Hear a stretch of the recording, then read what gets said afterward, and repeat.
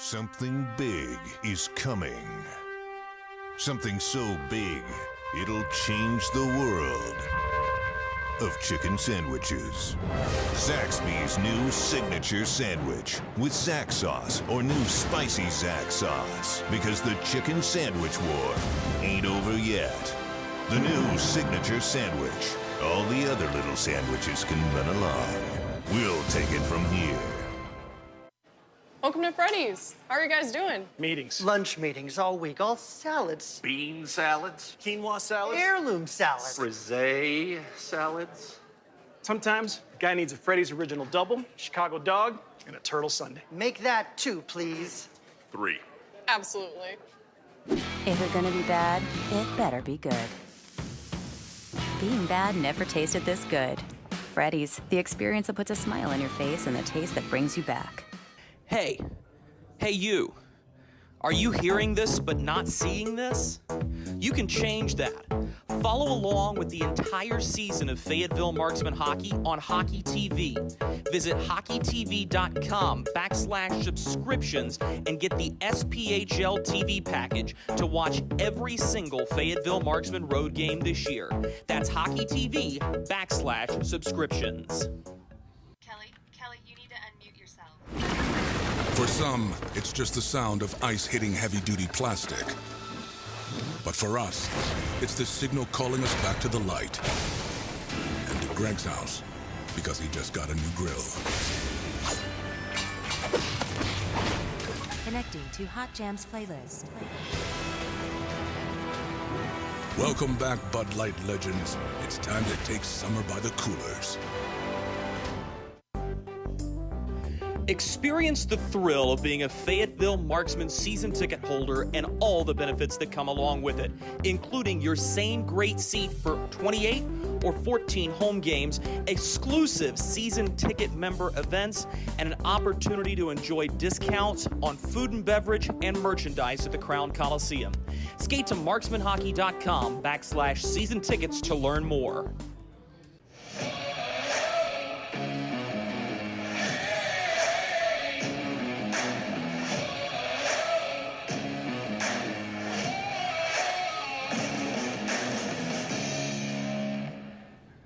Good evening, ladies and gentlemen. We welcome you inside the Crown Coliseum. Drew Blevins alongside you. This is Marksman Pregame on the Marksman Radio Network, as well as Hockey TV. What you're seeing on the screen right now is a swear-in for the United States Air Force. Let's tune in.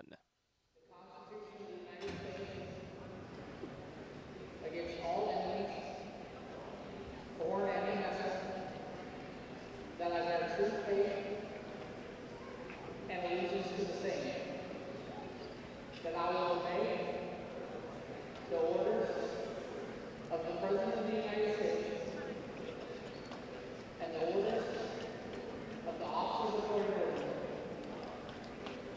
for the regulations and the Uniform Code of Military Justice. So help me God. Congratulations. And as always, we thank the young men and women who have just dedicated themselves to the service of our nation. And even more important in a spot like Fayetteville that is heavily entrenched in the military community, with Fort Bragg just a stone's throw away. What's going on the ice tonight is a really important hockey game for both of these two teams, but for very different reasons. For the Birmingham Bulls coming into this one, they're in bad need of wins and hoping that the Macon Mayhem can help them out by defeating the Roanoke Rail Yard Dogs. The Bulls right now are 9 points out of a playoff spot, and with only 10 games remaining in the season, this is where things really amp up a notch for Birmingham. This has been a team that has not been afraid to cut away and piecemeal their roster back together, but they do still have a strong core that's highlighted by their captain Mike Davis and the rookie phenom Carson Rose, who leads the team in goals with 18. For the Fayetteville Marksmen, this is an opportunity to extend their lead in the fourth position in the SPHL. Their win yesterday morning during the school day game put them 3 points ahead of the Quad City Storm, giving them a little bit of breathing room in the SPHL President's Cup playoffs final home ice advantage slot. With Quad City off again tonight, this is a chance for the Marksmen to jump out to a 5-point lead over the Storm. And with games coming up next weekend and the weekend after on the road against potential playoff opponents, the Marksmen want to make hay while the sun shines against a Birmingham group that's only won one versus the Marksmen this season. We caught up with head coach Corey Melkert to get his thoughts on tonight's contest earlier this afternoon. You'll hear from him in a moment. This is Marksmen Pregame. Something big is coming. Something so big, it'll change the world of chicken sandwiches. Zaxby's new signature sandwich with Zax sauce or new spicy Zax sauce. Because the chicken sandwich war ain't over yet. The new signature sandwich. All the other little sandwiches can run along. We'll take it from here. Welcome to Freddy's. How are you guys doing? Meetings. Lunch meetings all week, all salads. Bean salads. Quinoa salads. Heirloom salads. Frisee salads. Sometimes a guy needs a Freddy's Original Double, Chicago Dog, and a Turtle Sundae. Make that 2, please. 3. Absolutely. If you're gonna be bad, it better be good. Being bad never tasted this good. Freddy's, the experience that puts a smile on your face and the taste that brings you back. Hey you, are you hearing this but not seeing this? You can change that. Follow along with the entire season of Fayetteville Marksmen hockey on Hockey TV. Visit hockeytv.com/subscriptions and get the SPHL TV package to watch every single Fayetteville Marksmen road game this year. That's hockeytv.com/subscriptions. Kelly, you need to unmute yourself. For some, it's just the sound of ice hitting heavy-duty plastic. But for us, it's the signal calling us back to the light. And to Greg's house, because he just got a new grill. Connecting to Hot Jams playlist. Welcome back, Bud Light legends. It's time to take summer by the coolers. Experience the thrill of being a Fayetteville Marksmen season ticket holder and all the benefits that come along with it, including your same great seat for 28 or 14 home games, exclusive season ticket member events, and an opportunity to enjoy discounts on food and beverage and merchandise at the Crown Coliseum. Skate to marksmanhockey.com/season tickets to learn more. We welcome you back to Marksman Hockey. Drew Blevins alongside the head coach of the Fayetteville Marksmen, Corey Melkert. Coach, your team gets a win in a fun atmosphere yesterday. It seemed like there were some labored parts of that game, most notably giving up 50 shots against. What did you think of the way that game went, and were the high shot totals just one of those things, as you say, happens within the flow of the game? I don't think we gave up 50 shots. Whoever was doing them was wrong, but to be honest, it was kind of turned into a little bit of a track meet. Those games, it's kind of a roll of the dice. I mean, you'll win some of them, you'll lose some of them. I don't think it's really a recipe for success in the playoffs, but, fortunate for us, we have some talent in our lineup so we can play those types of games. But I think, heading into the playoffs here, it's not really a recipe for success. You told me yesterday one of the most dangerous types of teams you're going to face is a desperate team. Here comes a Birmingham Bulls group that's on the outside looking into the playoff picture, but it's within striking distance if they can get wins this weekend and help from Macon in Roanoke. What is it that makes a desperate team so dangerous, and what are you looking for out of them tonight? Oh, I mean, if Roanoke was a desperate team, I think Birmingham's probably starving. So, I think they're going to come out hard, and they're going to want to win. I think that's where, our energy levels, our compete level has to match them because, they're fighting for their playoffs lives, and, they have a lot of young kids in their lineup from college that, are fighting for jobs for next year, and, they're going to come out hard, and, that's kind of been the message. And, if we don't come out hard and, we drop the puck and we just expect things to happen, they're going to be all over us. So we got to be as desperate as them. And, I know it's late in the year, and, we've clinched a playoff spot, and, we have home ice advantage currently. So, it's easy to kind of let those energy levels drop off and let our habits drop off and stuff like that. But, we can't do that. To be honest, it has to be the opposite. We have to continue to get better at those things because that's just what's going to win a championship. You've been highly complimentary of Shane Bednard all season long. He gets injured in the third period of yesterday's game. He's out of the lineup tonight. Is there any update to his condition, and how are you coping with having to fill what's a rather large hole in that lineup? Beer. You told me that he is your number one center, though. Losing a forward like that, you are able to bring Matt McNair back in. What's it been like for you as a coach having to juggle lines and rediscover what may be the right combination? Yeah, I mean, anytime you lose a player that, is arguably your best player, arguably the heartbeat of your team, shows up every day, works hard, your first-line center, this late in the year, you're not going to replace that. You're not going to replace that with anyone in the league, and you're not going to replace that within your lineup. You're not going to replace that with a college kid. So obviously it's a hole. We're hoping for the best, and hopefully it's a short-term thing. Obviously, we're going to put him on the IR here for 21 days, and hopefully he'll be back for playoffs. That's the best-case scenario.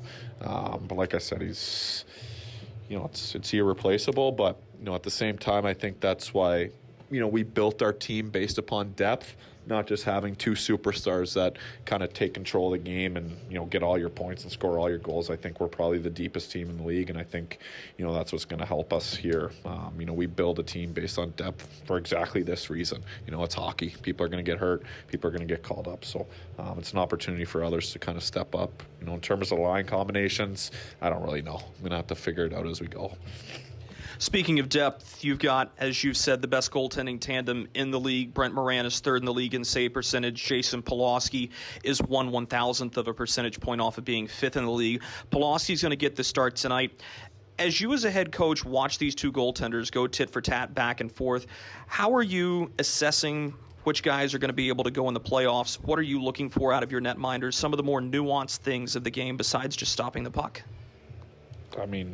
Brent's going to be our number one. So, like I said, we're fortunate enough to have two good goalies. And, we have 3-3s coming up, so obviously Jason's going to play. Jason's more than capable. Like I said, I think he was probably the best goalie, in the league when he got called up. But, when that happens, you have to go out and find a replacement. And fortunate enough for us, we probably found the best replacement possible. And in my opinion, the best goalie in the league. So, like I said, there's 3-3s here, so Jason will go tonight, and we'll go back to Brent tomorrow. And like I said, I'm lucky as a coach to have both of them. So. Coach, best of luck tonight versus Birmingham. Thank you. He's the head coach of the Fayetteville Marksmen, Corey Melkert. We'll be right back with more Marksmen pregame right after this.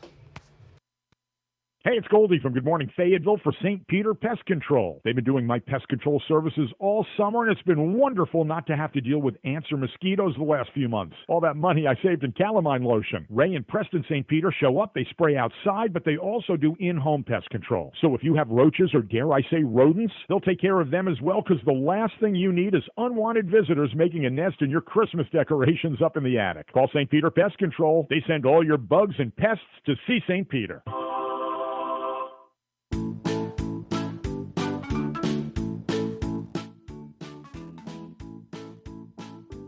Marky? Carolina's Dentists offers the best in oral care and technology.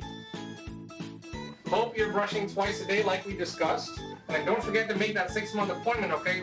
We'd like to keep those pretty white teeth looking good for you.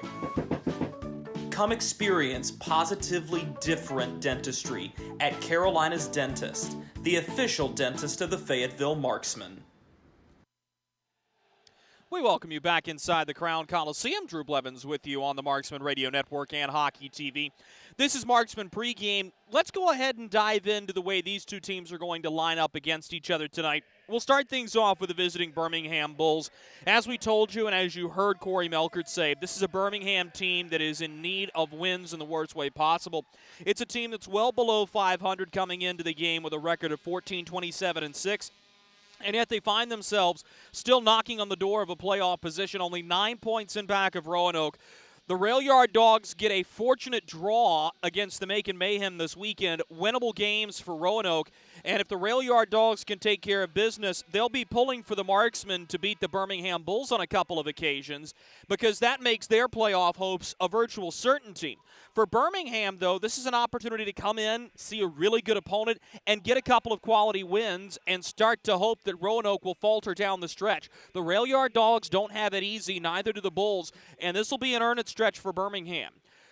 The straw that stirs the drink offensively for this Bulls group is Carson Rose, the rookie sensation. He has 18 goals and 14 assists this year. Mike Davis, the captain, always a solid player, does a little bit of everything to provide a spark. He can score, he can make plays. He's also not afraid to drop the gloves and get into a fight. And more recently, you've started to see the oncoming of goaltending from guys like Hayden Stewart as well as Austin Lotz. And it's been a lot of fun to watch them go from 4 goals against averages to something along the lines of 3 and 3.5, which is where they sit now. That is market improvement on the defensive side of the hockey puck for this Birmingham squad, and something that they will need to use this evening against a vaunted Fayetteville offense. For the Marksmen, of course, the big news story has been the injury to Shane Bednard. He's been placed on the 21-day injured reserve list. The general prognosis and the feeling around the locker room is it's better than people thought when he first got up off the ice yesterday. That's why he's only going to that 21-day IR. Corey Melkert and Jason Binkley will roll 16 tonight as Matt McNair, who was off for a maintenance day yesterday, will cue back into the lineup as a much-needed center. That was the first game McNair had missed all season, and he'll be back into the lineup tonight. But they'll look for a replacement for Bednard on a more long-term basis, and especially knowing what comes down the pipe in the games after this weekend against Pensacola and against Huntsville, you're going to need somebody who's going to be able to fill that slot in a meaningful fashion. We'll find out who that is most likely early next week, as it's been a lot of recruiting phone calls for Melkert and Binkley down in the locker room. Jason Polowski will get the nod in net tonight for the Fayetteville Marksmen. Brent Moran tied him with 13 wins on the season for Fayetteville. Both goaltenders who are active on the roster right now have that baker's dozen number of wins. Polowski will go for number 14 tonight. He's played well against Birmingham, earned a shutout against them back in the middle of December. But the Marksmen are going to rely a little bit more on their offense tonight and try to make it a much easier evening on Polowski. We'll be right back after these messages to give you our keys to victory and to take you around the league tonight. This is Marksman Pregame. Something big is coming. Something so big, it'll change the world of chicken sandwiches. Zaxby's new signature sandwich with Zax sauce or new spicy Zax sauce, because the chicken sandwich war ain't over yet. The new signature sandwich. All the other little sandwiches can run along. We'll take it from here. Welcome to Freddy's. How are you guys doing? Meetings. Lunch meetings all week, all salads. Bean salads. Quinoa salads. Heirloom salads. Frisee salads. Sometimes a guy needs a Freddy's Original Double, Chicago Dog, and a Turtle Sundae. Make that 2, please. 3. Absolutely. If you're gonna be bad, it better be good. Being bad never tasted this good. Freddy's, the experience that puts a smile on your face and the taste that brings you back. Hey you. Are you hearing this but not seeing this? You can change that. Follow along with the entire season of Fayetteville Marksmen hockey on Hockey TV. Visit hockeytv.com/subscriptions and get the SPHL TV package to watch every single Fayetteville Marksmen road game this year. That's hockeytv.com/subscriptions. Kelly, you need to unmute yourself. For some, it's just the sound of ice hitting heavy-duty plastic. But for us, it's the signal calling us back to the light. And to Greg's house, because he just got a new grill. Connecting to Hot Jams playlist. Welcome back, Bud Light legends. It's time to take summer by the coolers. Experience the thrill of being a Fayetteville Marksmen season ticket holder and all the benefits that come along with it, including your same great seat for 28 or 14 home games, exclusive season ticket member events, and an opportunity to enjoy discounts on food and beverage and merchandise at the Crown Coliseum. Skate to marksmanhockey.com/season tickets to learn more. We welcome you back to Marksman Hockey. Drew Blevins alongside the head coach. Atmosphere yesterday. It seemed like there were some labored parts of that game. Can live to be 29 years old. Really? Well, what about a married one? Seriously? But really, we need to fix the yard. St. Peter Pest Control handles all your mosquitoes, ants, spiders, cockroaches, and even rodents. St. Peter Pest Control provides full home pest protection and consistent treatment of ants and mosquitoes in your yard, too. At St. Peter Pest Control, we send all your bugs to see St. Peter. At Carolina's Dentists and Spring Lake Oral Surgery, we believe in creating a positively different experience. We are proud to serve Eastern North Carolina, including Fayetteville, Spring Lake, and Bradford. We use the best in dental technique and technology to make Carolina's Dentist your one-stop shop for quality dental care and oral care. Book your appointment today to come experience the Carolina's Dentist difference. For the final time during Marksman pregame, we welcome you back inside the Crown Coliseum. Drew Blevins alongside you. Let's go ahead and turn our attention to tonight's keys to victory. We'll start things off with the visiting Birmingham Bulls. And I think this is a critical watch to see how Birmingham comes out in this contest. They need to be the team to score first. They need to be the team to jump out and put the pressure on the Marksmen. If you've watched any of Fayetteville's last 3 losses to Macon or to Quad City, you understand that if you want to have a shot against this Fayetteville group, you've got to get out in front of them early, and you've got to be very good at staying ahead of them in the race that is a hockey game. The Marksmen are a good team when they are chasing, but they are almost deadly when they're the team being chased because they'll outrun you with that confidence. You got a little bit of a taste of that yesterday in a hotly contested game that, as Corey Melkert alluded to, ended up being a track meet. The Marksmen still had the edge and were able to pull away in the third period. If you're Birmingham, you do not want to give the Marksmen the opportunity to do that. You want to get ahead and you want to stay ahead. The other thing for Birmingham, and we'll talk about the inverse of this in just a moment, keep an eye on how they do on the penalty kill. The Marksmen wrapped one up against the Birmingham Bulls in January, a rather quick win with 3 power play goals. If they can get that type of success on special teams again, the Marksmen are going to win both of these games, no problem.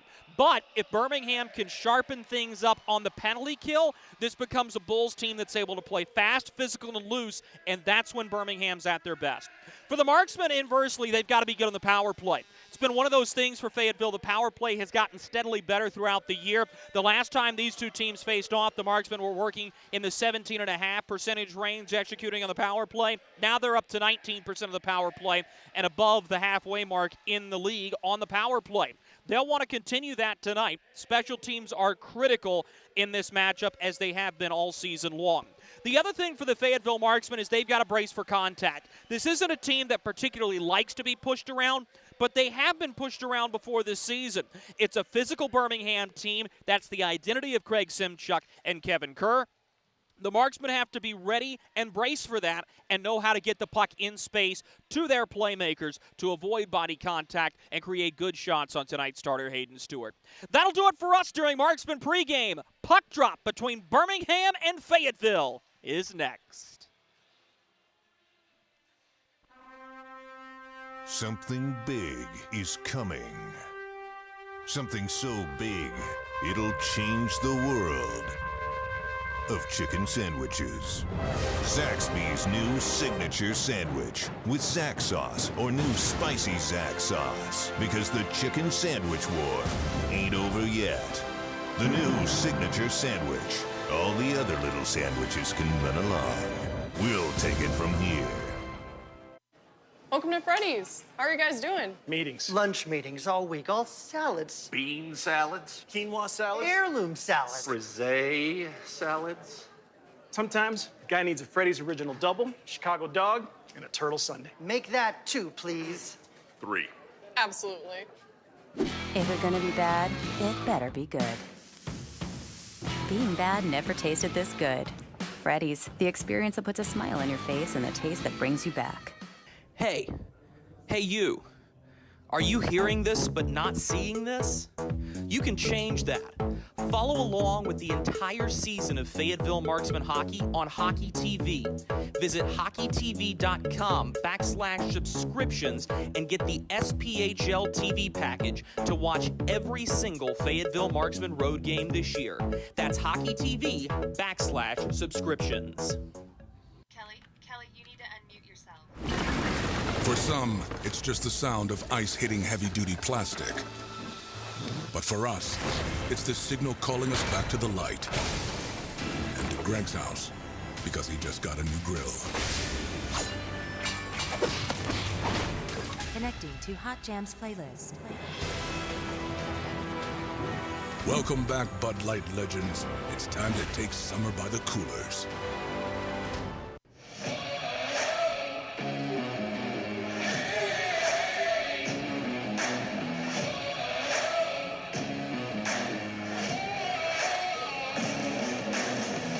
Good evening, ladies and gentlemen. Welcome to the Crown Coliseum in beautiful Fayetteville, North Carolina. It's time once again for SPHL hockey, as tonight the Fayetteville Marksmen will host the Birmingham Bulls in the Bulls' only trip to the All-American city this season. I'm Drew Blevins. I'll be alongside with you for this one. The Marksmen have taken 4 of the 5 meetings between these two teams so far this season, all of them coming in the Yellowhammer State at the Pelham Civic Complex. We'll see if the Bulls will have a little bit better fortune on the road here this evening. The Marksmen will be in their home black uniforms, black numericals, black breezers, and black socks, with the Birmingham Bulls in their white road uniforms, black numericals, black breezers, white socks with the black shoulder yoke.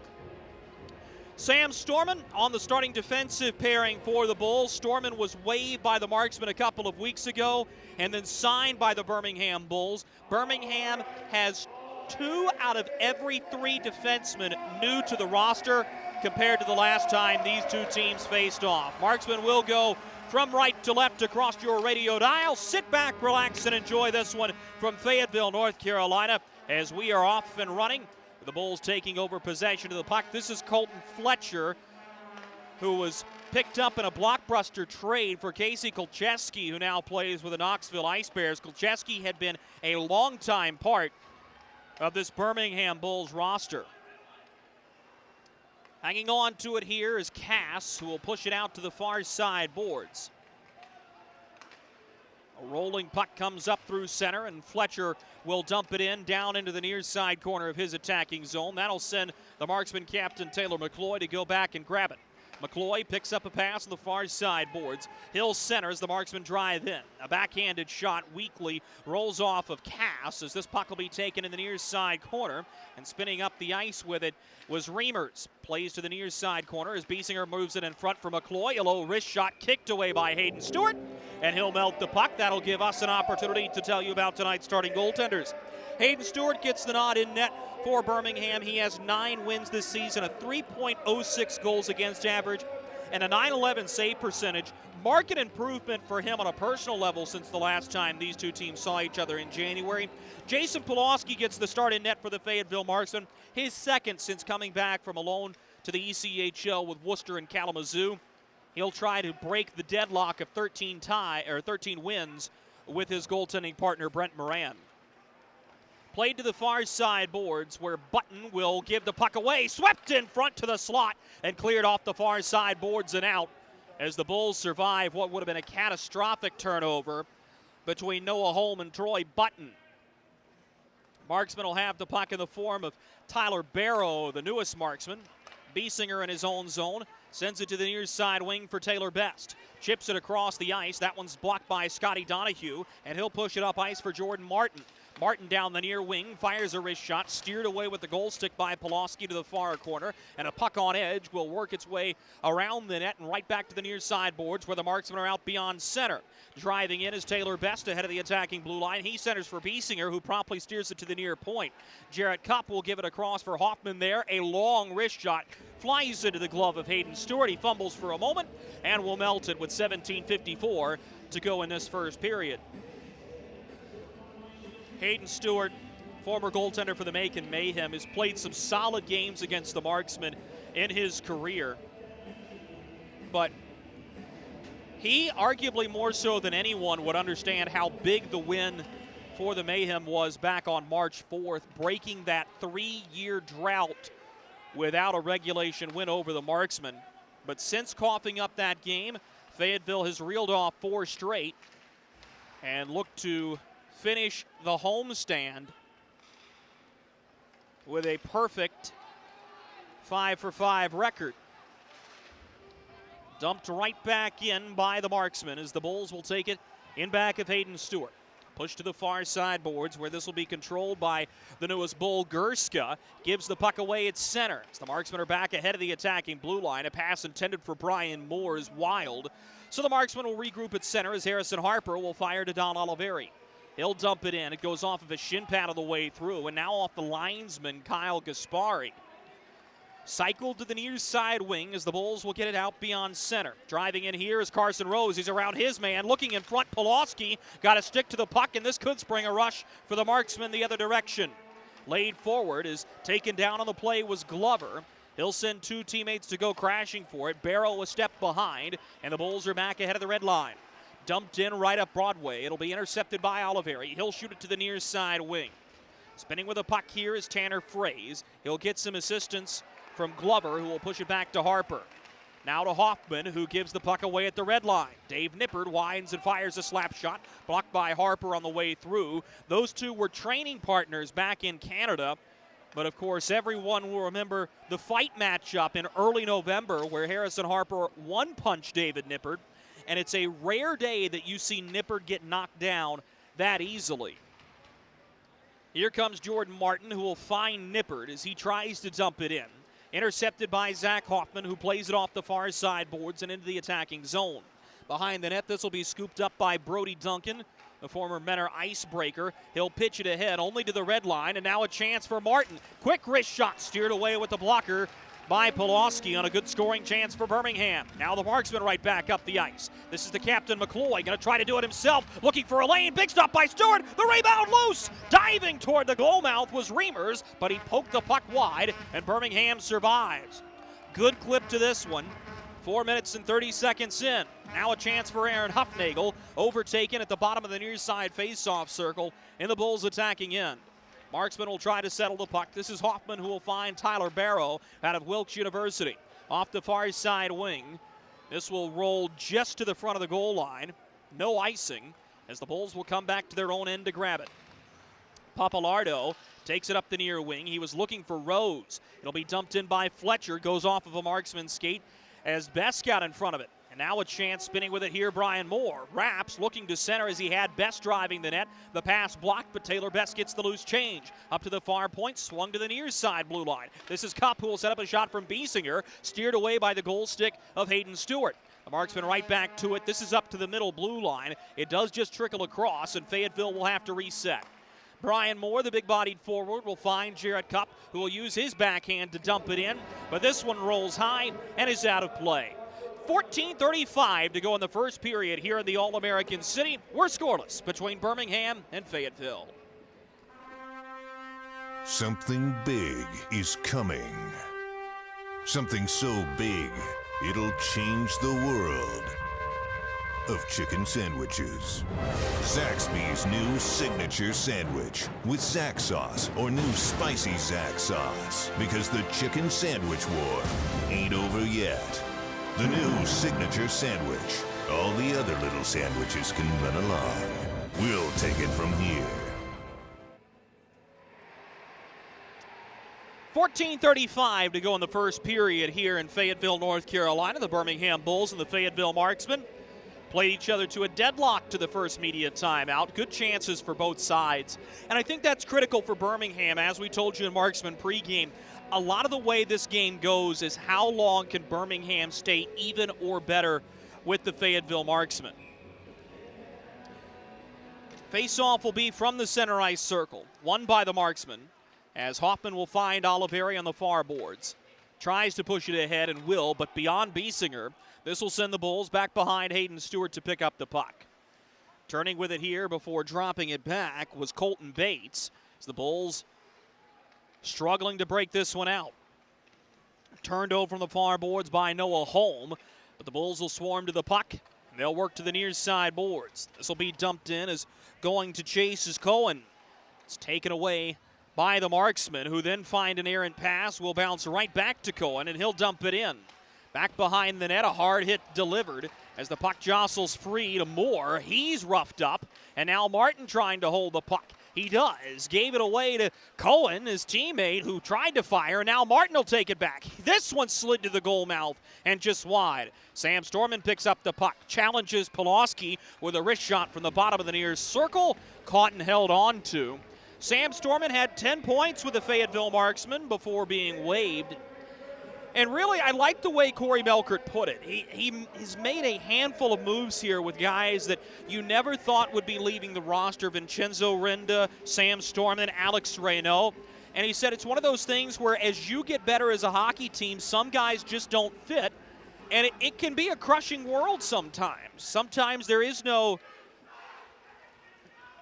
opportunity to just keep these guys on your roster. And for Corey Melkert, he's had no problems making moves to help his team improve.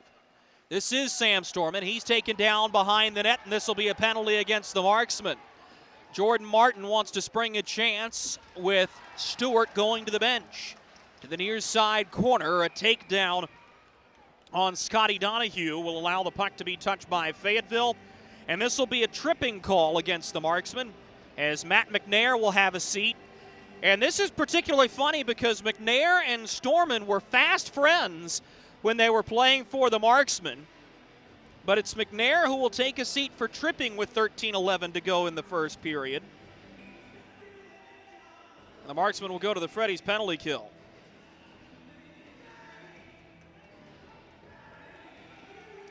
In fact, Matt McNair and Sam Storman were such fast friends that when they were asked a question during a media availability about who the best team bromance was, it was a 12-0 unanimous Sam Storman and Matt McNair. This shot from the far side point is caught by Jason Polowski on the bid from Rose.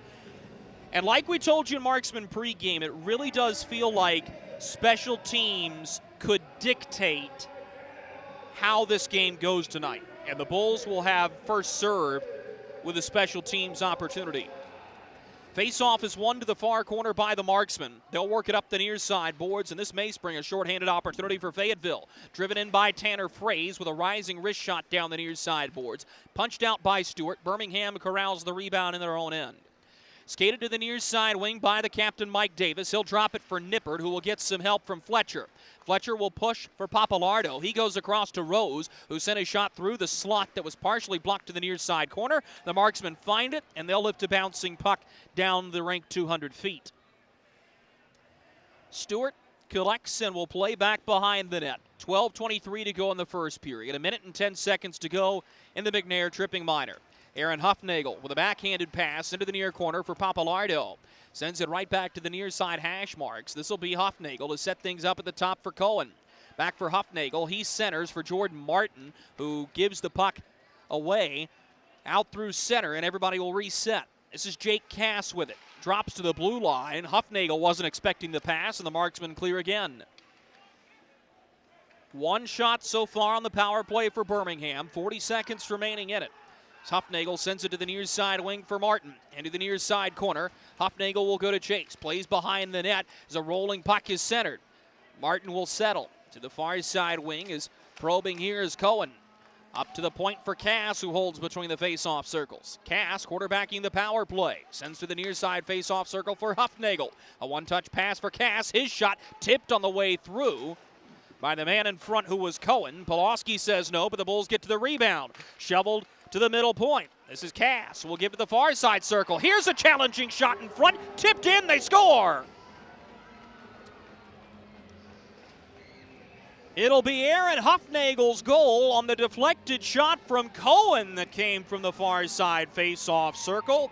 And the Birmingham Bulls draw first blood.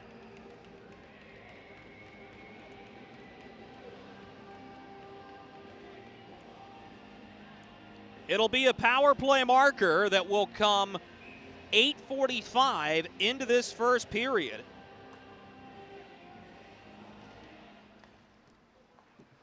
And the first strike comes via special teams. The Birmingham Bulls have a 1-0 lead on the goal from Aaron Huffnagel. And that'll be his third of the season for his 7th point. Here's a breakaway chance right back the other way. Donahue on the backhand, shut down by Polowski. What a find, what a feed, but what a stop. Now Storman tees it up from the point. Polowski seals the leg pads and covers as the Marksmen find themselves back on their heels while we get a shoving match between Oliveri and Papalardo in front. Scotty Donahue coming back to North Carolina for the first time since he was a Carolina Thunderbird. Donahue's acquisition was rather strange. The Thunderbirds had an off weekend in the Federal League, loaned out a grand total of 8 players to 6 different SPHL teams. Donahue was expected to go to Birmingham, come right back. He is not.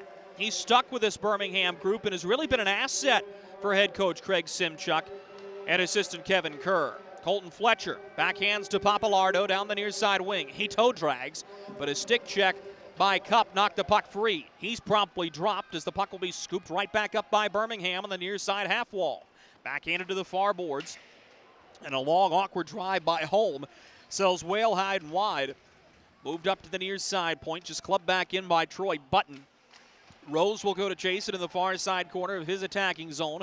Halfway through this first period, the Marksmen try to get it turned over. Here's Mike Davis. Lost the puck as Cup turned his stick away. Now a chance right back in front as Davis pushes it wide of the far post. Cup had to be careful not to take a penalty for throwing the stick as he lost his grip, diving back in desperation, and the Marksmen really struggling to get this puck out. Davis lifts a pass back up to the far side point, hops over a stick there, and the Marksman will get a change off of the free clear. Jake Cass in his own end from the near corner with a cross-ice pass will start the breakout to Alex Cohen. Skated ahead quickly as Cohen will send it to the near side boards. A give-and-go play. Huffnagel driving on the back door. This puck rolls over everybody's stick, and Fayetteville will get right back to it. Zach Hoffman sweeps to the near side wing for Miles Harvey. 2 games of AHL experience, and the large majority of his career played in the ECHL. He's an interesting story. Marksman trying to set up an offensive possession here to the middle blue line. Harvey fires awkwardly. It goes off the skates of Huffnagel. The puck is loose at the bottom of the near face-off circle as everybody goes to dig for it. It's Birmingham to come away with it. This is given to Aaron Huffnagel, who will work down the near side boards to Martin. Martin spinning with it here as he tried to push it back for Cohen. Instead, it will bounce off of his stick right into the clutches of Jason Polowski, who will get a much-needed whistle. Aaron Huffnagel on the power play breaks the scoreless tie. 8:50 to go in the first period. It's Birmingham up 1-0. Welcome to Freddy's. How are you guys doing? Meetings. Lunch meetings all week, all salads. Bean salads. Quinoa salads. Heirloom salads. Frisee salads. Sometimes a guy needs a Freddy's Original Double, Chicago Dog, and a Turtle Sundae. Make that 2, please. 3. Absolutely. If you're gonna be bad, it better be good. Being bad never tasted this good. Freddy's, the experience that puts a smile on your face and the taste that brings you back.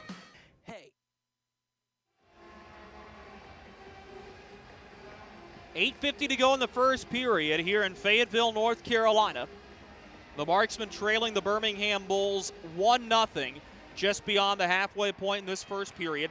Aaron Huffnagel, with his 3rd goal of the season, gives the Bulls a 1-0 lead on the power play. I also think more strikingly than that is the Bulls are out shooting the Marksmen 11-4. We've just barely crossed over the halfway portion of this period. This will be flipped up the near side boards. Sam Storman will take it for Birmingham. Gave to Nippert, who turns the puck over to Tommy Biesinger. Biesinger spinning at the far side corner in his attacking zone. Will leave it as the Marksmen start to cycle. Here's Taylor Best with it, driving toward the front of the net. The puck taken from him, shot off the near side glass, and this will bounce all the way back to Harrison Harper standing in his own end. Dave Nippert will watch Harper closely, forced to give it back for Brian Moore. He'll backhand to the red line, splitting his own forwards, and the Bulls will gladly take possession of the puck at their own blue line. The far side half wall, Mike Gerska will spin with it here. Taken by Colton Fletcher, who dumps it in off the back glass. The Marksman going to chase. Hoffman with a backhanded pass to Brian Moore down the far side boards. Moore around his man, has Biesinger going with him, going to try to do it himself. He shoots. Hayden Stewart knocks it down with a cheater pad of his glove as the puck ends up in the high slot. Right to Colton Fletcher. Sends it to the far wing. Now a chance for Birmingham. Long wrist shot with a big rebound. Bounced right to Noah Holm on the Rose try. Now it'll be Troy Button on the far boards. Plays it all the way around the kick plate. Brian Moore waiting it there for the Marksman. He'll dig it behind the goal line to Jarrett Cupp, who skates to the far corner, unable to get it out though. Puck settled on the far side half wall for a moment by Colton Bates. The Marksman will take it. His best lays it forward for Biesinger. He's in one-on-one. A backhanded shot shut down by Hayden Stewart. And the puck ends up in the goaltender's trapezoid behind the net. Cupp, the defenseman, jumping in to knock it free. Sends it to the far side corner as the Marksman reset. Here's Brian Moore. Skates around the tops of the face-off circle before he's forced to give it off to Zach Reimers. Reimers makes a move to the front, wrapping, chance for Moore on the back door. And he knocked it off the side of the net. A great chance for Brian Moore by the wayside as Moore struggles here in the last handful of games. Here's a long wrist shot from McCloy from the far face-off circle, caught and held on to by Hayden Stewart. And we get a pause with 6:47 to go in this first period. It's great vision by Zach Reimers, the Buffalo native. A head fake, saw room parallel along the goal line, skates there. Looked like he wanted to make a move and try to tuck it himself, found Moore on the back door instead, and Brian Moore just missed on the shot. An interesting saga for Brian Moore. More on that in a moment. Here's a drive from the point off the draw. It's just wide from Miles Harvey, who is the only Marksman with more than 3 games played that does not have a goal after Andrew Lane scored his career first in the school day game yesterday. Reimers will play it back behind the net as Harvey still there. Now Reimers hanging on to the puck. He turns with it here, looks up to the point, finds Hoffman. Plays it into the low slot. Reimers right there for it. Lost the puck on his forehand. Jordan Martin clubs it the length of the rink. And this will be icing. And a dicey situation to ice that puck in with a tired unit out for Birmingham. 6:12 to go in the first period. 1-0 Birmingham on the power play goal from Aaron Huffnagel. Face-off will be to the far circle in the Birmingham end. It's a draw that's won by Birmingham. Donahue played it back to his defenseman. And now up the near side boards to Alex Cohen. He's held up crossing the blue line as Donahue crashes for the puck directly behind of Jason Polowski. Works up the far side boards. Marksman unable to clear. This is Brody Duncan who finds Sam Storman. His wrist shot blockered away by Polowski. Duncan holds the line at the far side blue line. Plays it behind the net. Is twisting here is Carson Rose. Rose behind the net finds Cohen in the near corner. Backhands to the near point for Sam Storman. He winds and fires a shot that bounces off the back glass to Don Oliveri. He turns it up to center for Tommy Biesinger. Biesinger to the near side wing for Best as the Marksmen cross the attacking blue line. Best unable to find Biesinger on the centering pass. And now Papalardo backhands it up the near boards. Here's a chance for Colton Fletcher.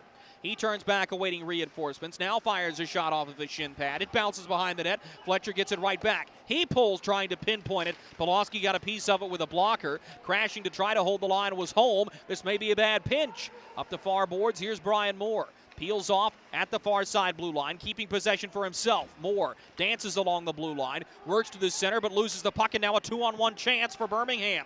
Here's Cohen driving in. Backhands into the slot. Moore on a good back-checking play affected the pass. Now Brian Moore right back up the near side boards, gives the puck away to Cass. Shot it across for Duncan, who may have stepped on the puck as he lost his footing. Now behind the net, Brian Moore will give to Zach Reimers, who turns up the far side half wall. Reimers, the top of the face-off circles now. We'll find Tanner Fraze. A long wrist shot goes off of Duncan and will bounce to Aaron Huffnagel.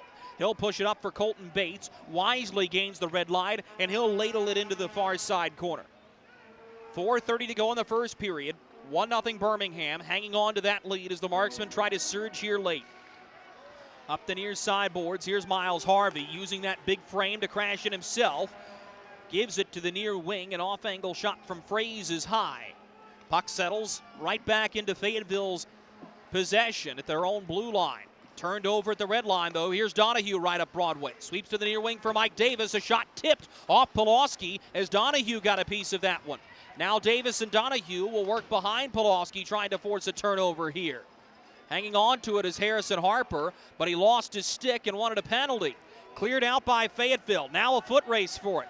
The Marksmen will win it in the near side corner as everybody digs for the puck. Brody Duncan will find it all the way around the kick plate. Holding the line here, the Marksmen defensive group. Tommy Biesinger in the far corner will set up McCloy as this puck rolls off of his forehand into the near corner. McCloy dances to the front. His shot stung Stewart. Gets his own rebound as McCloy spins in the far face-off circle. Turns it over there, but a takedown will knock it right back free. Barrow spins it off of a body to the point. He gets it back. Tyler Barrow pulls the trigger over the crossbar. Out at the far side boards by Andrew Lane. Looking for Barrow in the near side corner. Behind the net. Now a centering pass. Everybody crashing for it. And Dave Nippert will find the puck on his tape. Nippert ahead of the red line. Dumps it in down the far boards. Directly in back the goal. Polowski wants to hurry it up. He'll give it off to Jarrett Cupp, who will swing it to the near side boards. It'll be taken over there by Troy Button. Finds home at the far blue line. This will be sent all the way ahead. Polowski out of his net, unable to stop it as Zach Hoffman will find the puck in the near corner. Turns it over. Button gives it to Holm. His shot tipped on goal. Polowski says no. In the far corner, Birmingham will pick up the puck again. Given to Troy Button at the top of the near circle. A low wrist shot goes off of Carson Rose, who ties up his man for the puck. The Marksmen have numbers in the corner there, near side. They'll work up the blue line as Taylor Best will fling it ahead. Mike Davis awaiting at his own blue line, who will give back to his defensive group. Stepping forward with it here is Noah Holm. Gets ahead of the red line and sends it down the near side glass. Jarrett Cupp waiting in the near corner. Will take it for Fayetteville. Finds Brian Moore at the near hash mark. Still in the Marksman zone. Moore pirouettes around one man as he'll skate it quickly ahead of Jordan Martin. Moore going to hold for himself here. He centers. Hayden Stewart with a well-placed goal stick. Got in front of that pass. A takedown knocks the puck free. But here comes Cohen. He gives to Scotty Donahue, who will dump this one in. It lands perfectly right behind the net in the goaltender's trapezoid, and the Marksmen have to battle for it there. Up the far side glass. This puck will roll. Will not reach the goal line in time for icing as Sam Storman's there. Storman tried to work up the far side boards. Instead, he'll have to give it back to the captain Davis. Swings it ahead for Papalardo, who will forehand it up ice for Scotty Donahue. He's crossing in beyond the attacking blue line to the far face-off circle. His wrist shot catches Polowski high, but he'll hold along the blocker side shoulder, and we'll take a break. 1:21 to go in the first period. Chances both ways, but Aaron Huffnagel's goal is still the difference. Hey, you. Are you hearing this but not seeing this? You can change that. Follow along with the entire season of Fayetteville Marksmen hockey on Hockey TV. Visit hockeytv.com/subscriptions and get the SPHL TV package to watch every single Fayetteville Marksmen road game this year. That's hockeytv.com/subscriptions.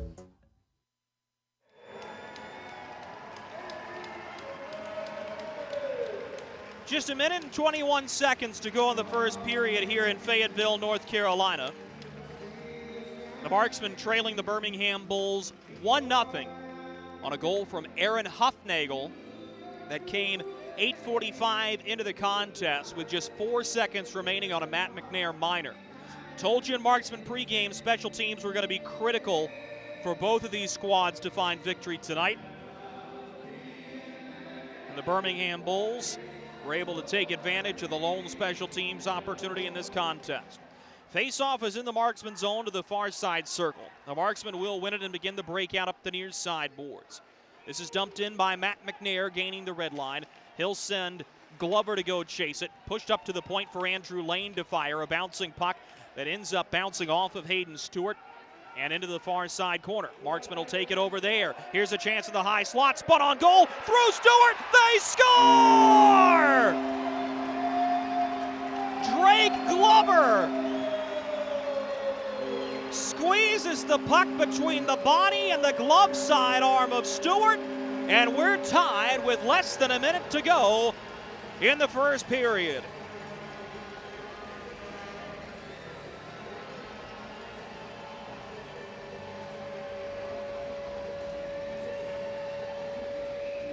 Drake Glover has been on a tear this season, scored the opening goal of the year for the Marksmen, and now will have his 15th goal of the season That will come 19:04 into the first period, and the Anchorage, Alaska native will give his team a little bit of momentum going into the first period locker room as the Bulls enter the zone promptly offside with just 44 seconds remaining in the first period. The face-off will be at the near side circle, just favoring the Bulls' attacking end and neutral ice.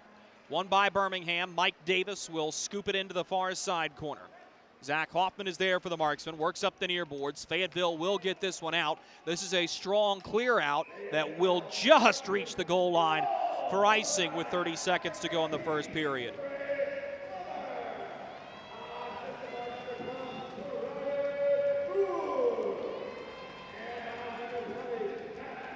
Brian Moore and Matt McNair officially will have the assist.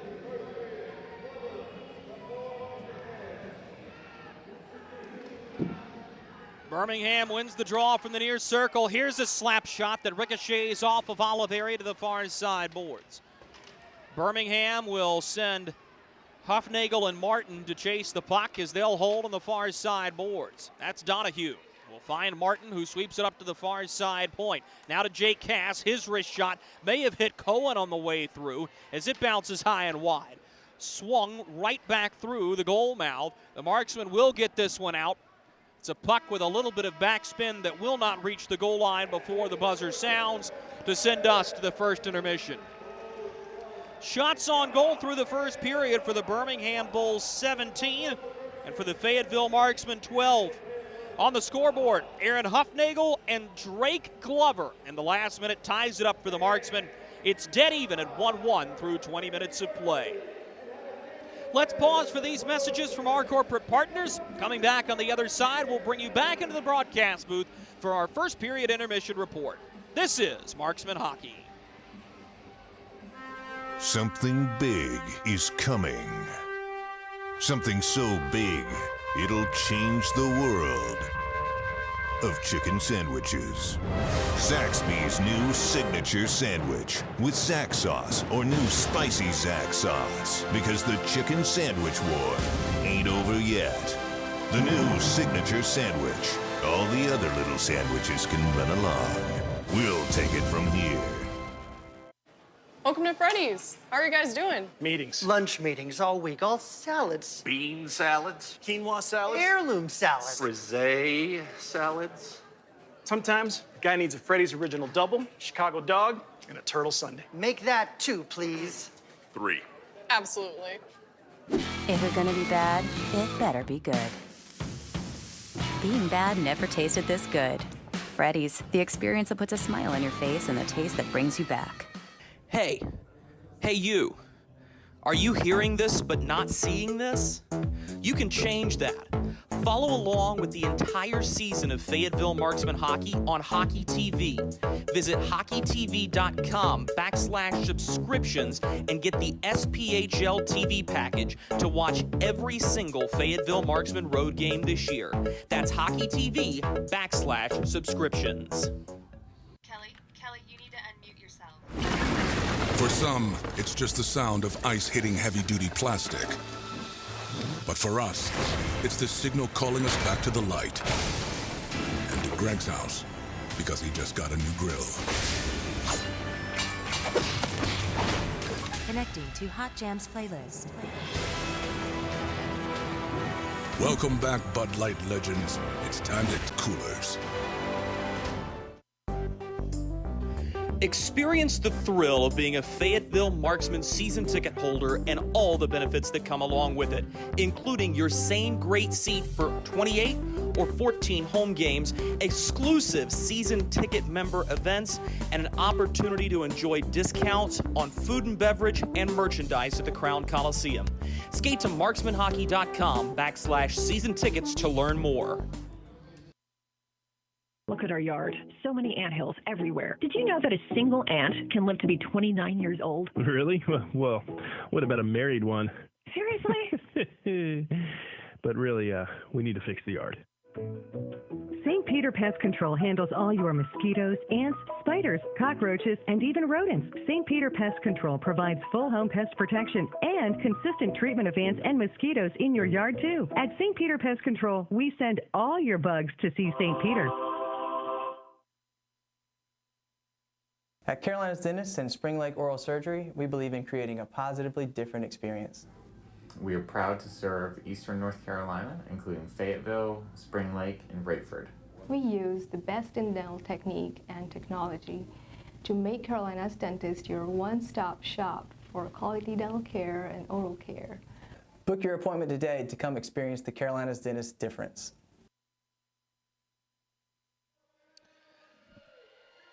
We welcome you back to Fayetteville, North Carolina. Inside the broadcast booth, I'm Drew Blevins. The Fayetteville Marksmen and the Birmingham Bulls play each other to a 1-1 tie through 20 minutes of play. And I thought both teams had positives they could take away out of that first period. But for the Birmingham Bulls, this game really played to their favor early. And very similar, I think, to the Roanoke Rail Yard Dogs in yesterday's contest. They've come out and they've really taken the charge to the Marksmen in the early going. They just don't have the lead going into the first period intermission.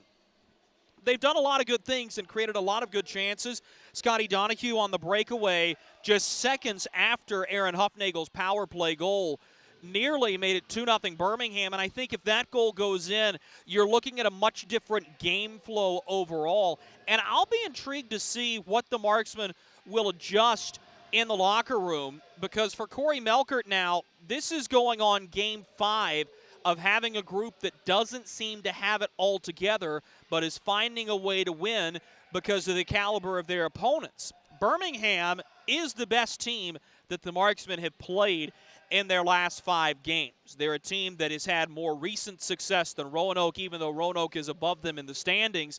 And this is not a team that you want to trifle with, because as Birmingham showed, they can score and they can create opportunities. Is it not for Jason Polowski, I think you're looking at a 2 or 3-1 Birmingham lead going into this first period intermission, and I'm sure that's the message Corey Melkert is sending. Your goaltender's been your MVP so far, and good for him, but let's try to give some offensive support going into the second period. Goal scorer for the Birmingham Bulls is Aaron Huffnagel with his 3rd goal of the season. It comes on the power play from Alex Cohen and Jake Cass. And the Fayetteville Marksmen looked like they were going to go into the locker room trailing by 1, but Drake Glover finds a puck-sized hole between the glove side arm and the body of Hayden Stewart. He sneaks a puck right through there, and it trickles across the goal line. Glover will have his 15th goal of the season. It comes from Brian Moore and Matt McNair, 19:04 into the first period. That evens things up at a goal apiece. Good game flow to this one overall. Speedy, we've seen a couple of hits, but it is one of those games that Corey Melkert calls a track meet, and I don't think that particularly favors the Fayetteville Marksmen in any way, just because this is a team that doesn't like to go up and down for 60 minutes. They want to establish offensive possessions. They want to work you through their system, and they've struggled with teams that do like to get out and play fast, most notably the Knoxville Ice Bears, who scored a big-time win last night over the Peoria Rivermen. Speaking of wins last night, coming up on the other side of this commercial break, we'll take you around the SPHL and give you the rundown of what's going on in the league. And a little bit later on, we'll tell you the scores from tonight's game, with 3 other games happening. Not quite a full slate of action. All that's coming up and more. This is the first period intermission report. Marksman Hockey.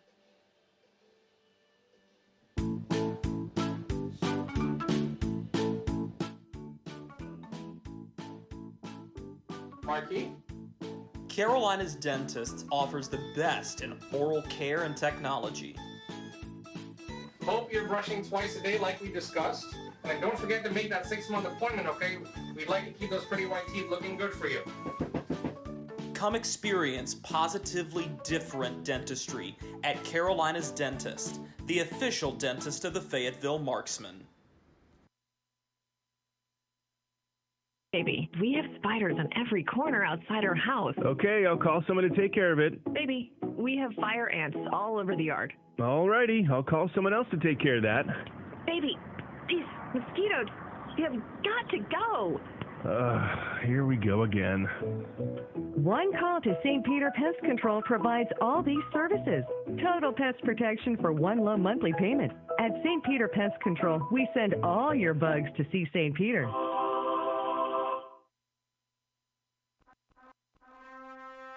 Something big is coming. Something so big, it'll change the world of chicken sandwiches.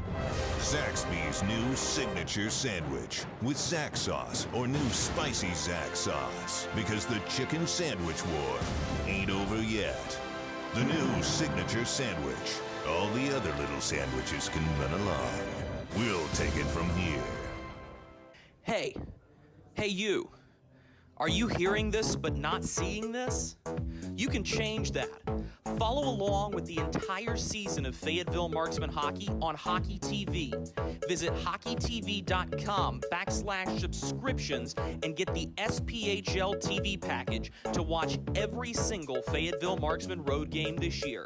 That's hockeytv.com/subscriptions.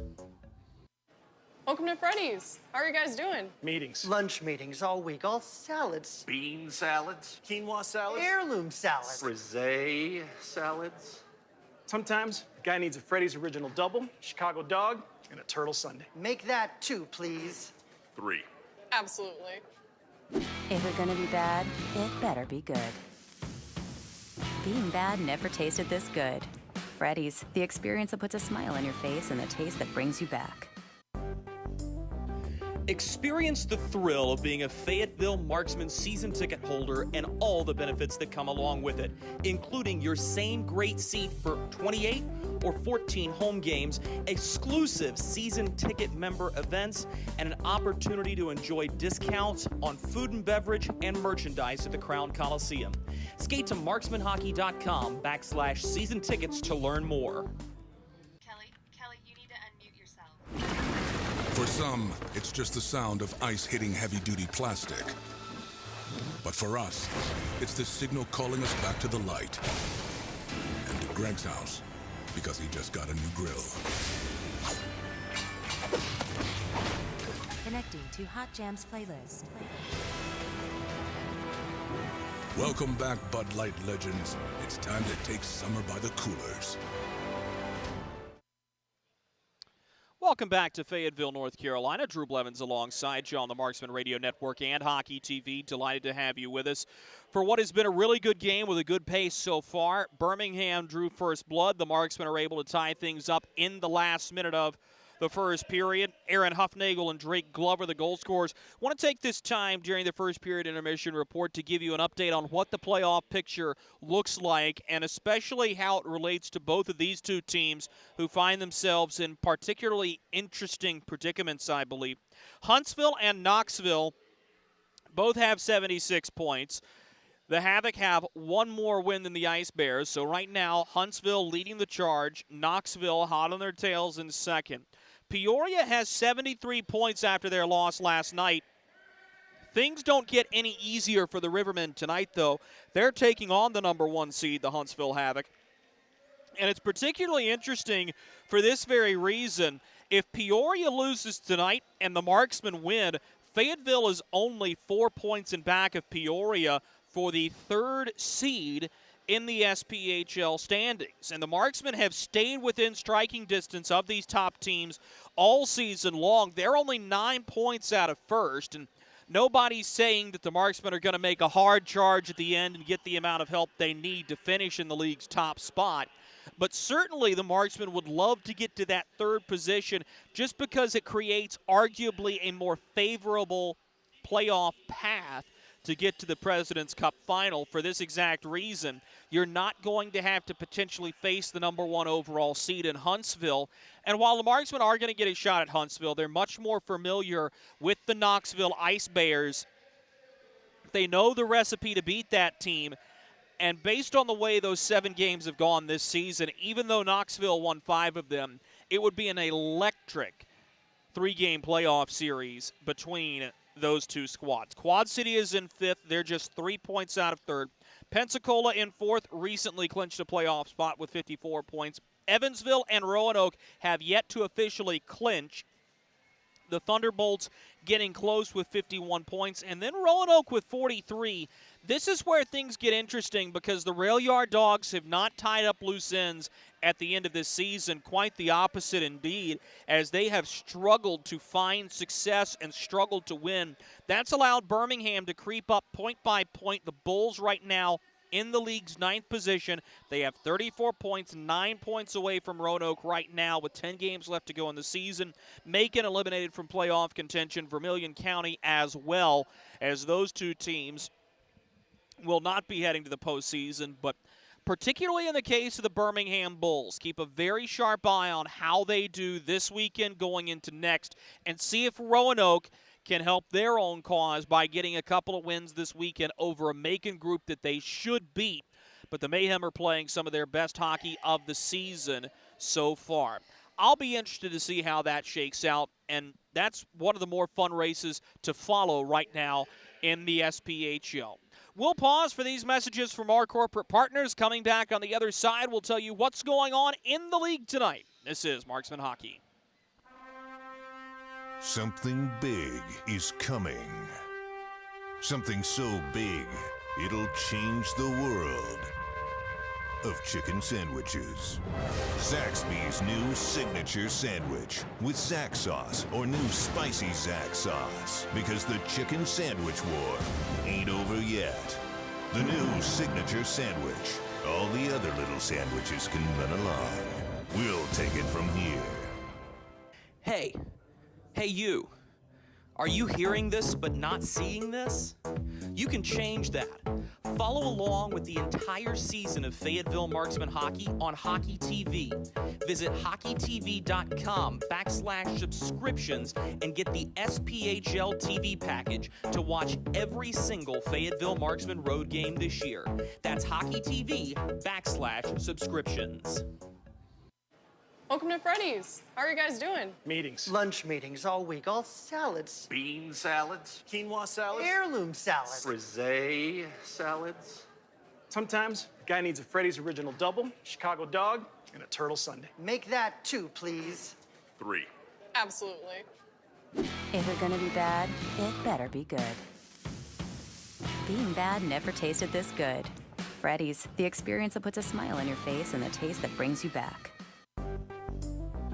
Experience the thrill of being a Fayetteville Marksmen season ticket holder and all the benefits that come along with it, including your same great seat for 28 or 14 home games, exclusive season ticket member events, and an opportunity to enjoy discounts on food and beverage and merchandise at the Crown Coliseum.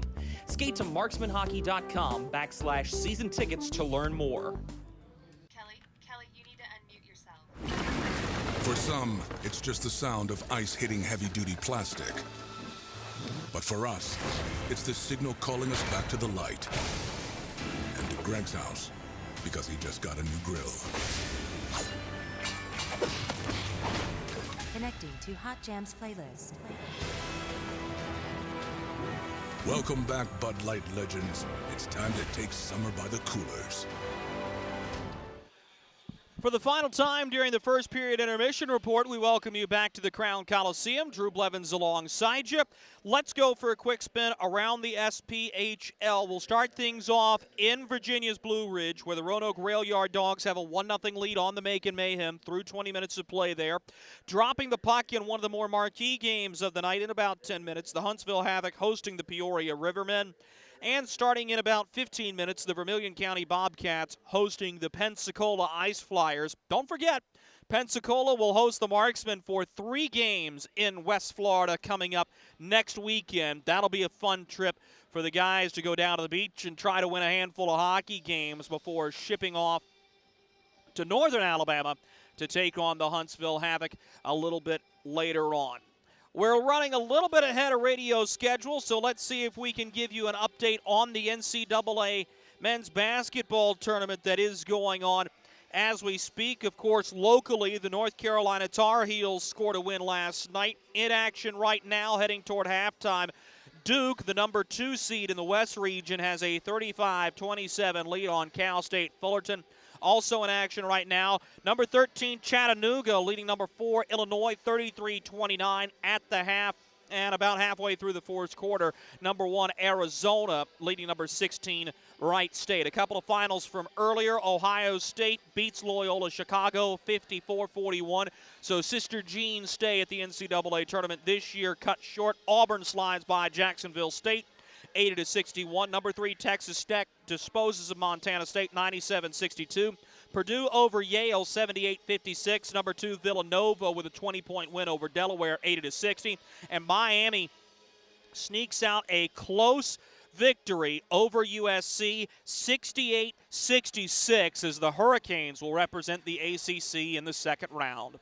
Puck drop of the second period right here in Fayetteville comes up right after these messages.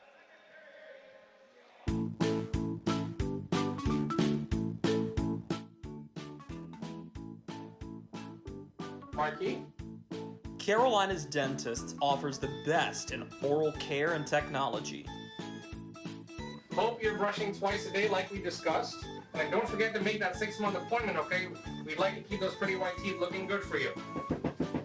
Come experience positively different dentistry at Carolina's Dentist, the official dentist of the Fayetteville Marksmen. Look at our yard. So many anthills everywhere. Did you know that a single ant can live to be 29 years old? Really? Well, what about a married one? Seriously? But really, we need to fix the yard. St. Peter Pest Control handles all your mosquitoes, ants, spiders, cockroaches, and even rodents. St. Peter Pest Control provides full home pest protection and consistent treatment of ants and mosquitoes in your yard, too. At St. Peter Pest Control, we send all your bugs to see St. Peter.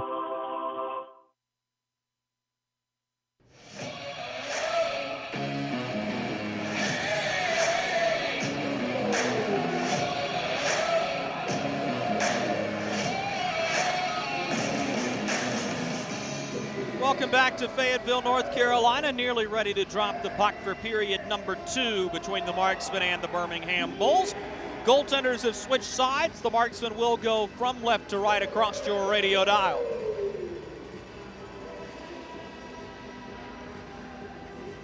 Ron Morello will give the signal to Noah Ackerman to drop the puck. Kyle Gaspari is our other linesman on the Morello crew this evening.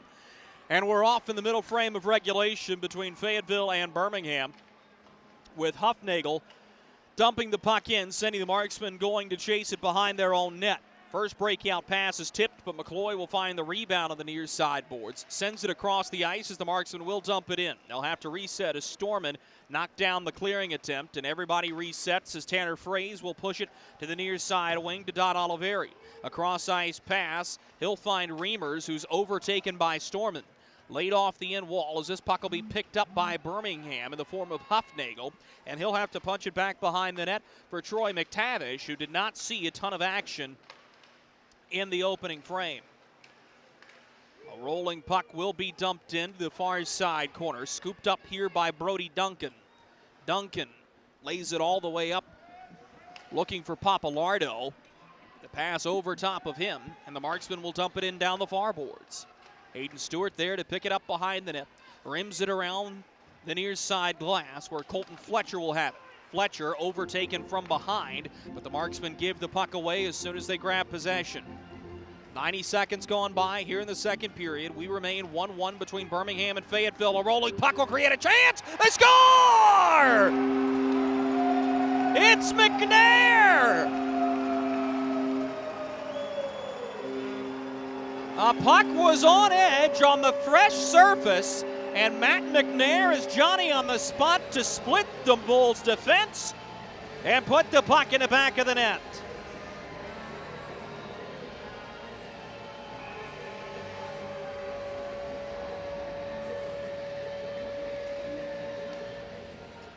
An early second period goal for the Fayetteville Marksmen,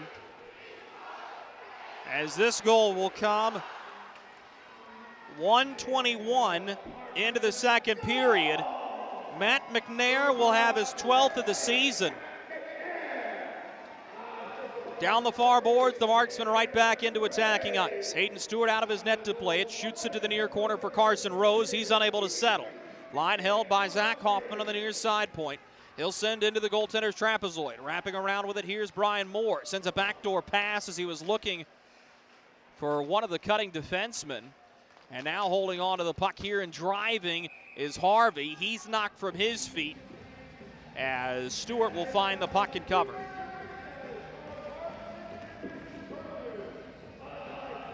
Big goal there for the Marksmen as well, especially after that first period.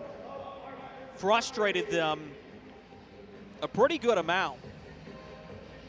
And that's a challenge from Corey Melkert and Jason Binkley in the locker room to screw it on straight and get ready to go. And Matt McNair's been an energy guy that the Marksmen have been able to lean on a little bit. And that's a big one that comes from Tanner Fraze. Fayetteville will set things up. Still 5-on-5 as Lane will send a shot that's punched out by Hayden Stewart. The rebound to the far side boards. Donahue is able to find Mike Davis, but he's double teamed at the far red line. A rolling puck will bounce here to Noah Holmes. He'll drive to the near side corner with Donahue. Puck played back behind the net. Coming to the rescue for it is Andrew Lane. Sends it over to the far side wing as the Marksmen are in. This is Taylor Best driving. Sends a weak shot that's sticked away by Hayden Stewart. As Brody Duncan will find the loose change.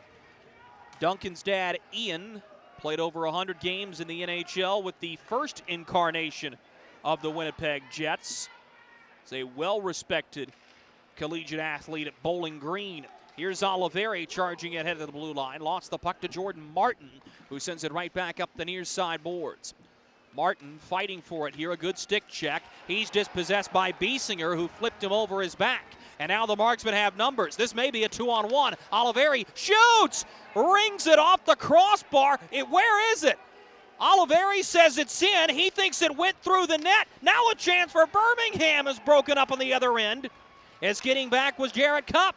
Now Best to Biesinger. He holds, looking in front. This one's tapped off of Hayden Stewart, who sealed himself along the goal line.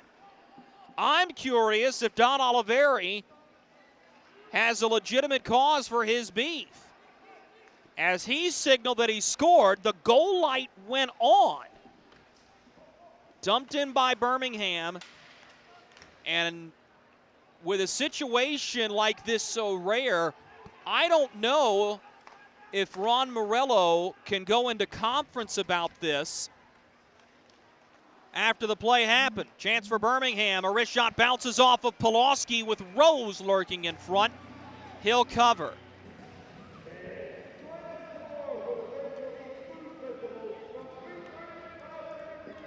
Ron Morello is going to bring Kyle Gaspari and Noah Ackerman into the official semicircle here. Don Oliveri has come off the bench. He is an alternate captain. And what he's saying is that puck went in the net and came out the other side. Ron Morello will discuss with Oliveri and Mike Davis. And now Noah Ackerman's going to come over to conference with Ron Morello.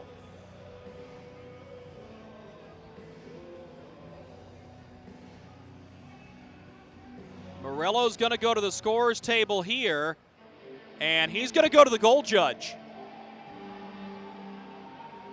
First time this season in Fayetteville the goal judge has been consulted. And the fate of that play with Don Oliveri will lie with the off-ice official, who will make his way over to the crack in the glass of the big door. Ron Morello will conference here, and we'll get a signal, I'd imagine, in short order. It has been known to happen that the puck will go through the net if it catches itself that way. Ron Morello's going to come back here to the scorer's table. He's going to explain.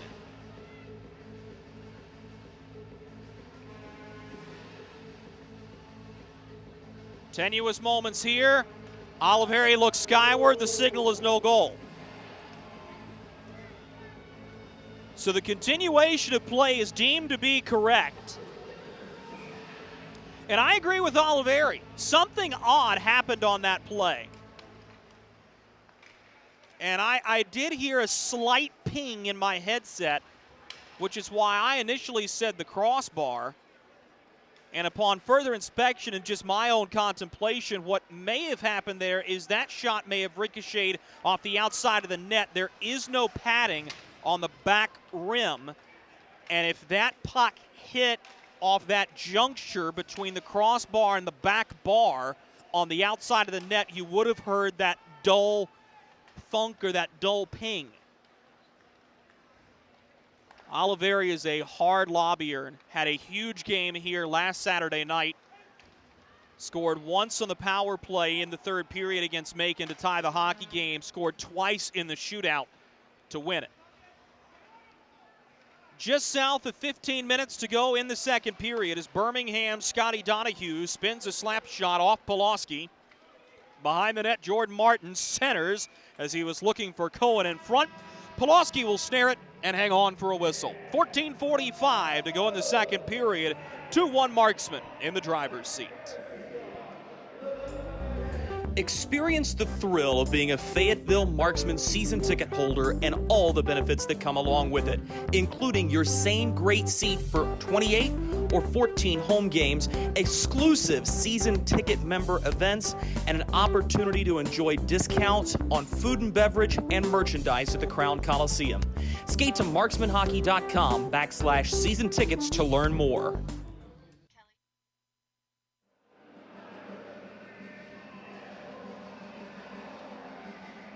14:45 to go in this middle frame of regulation. Fayetteville Marksmen break the deadlock on a Matt McNair goal, 1:21 into this period.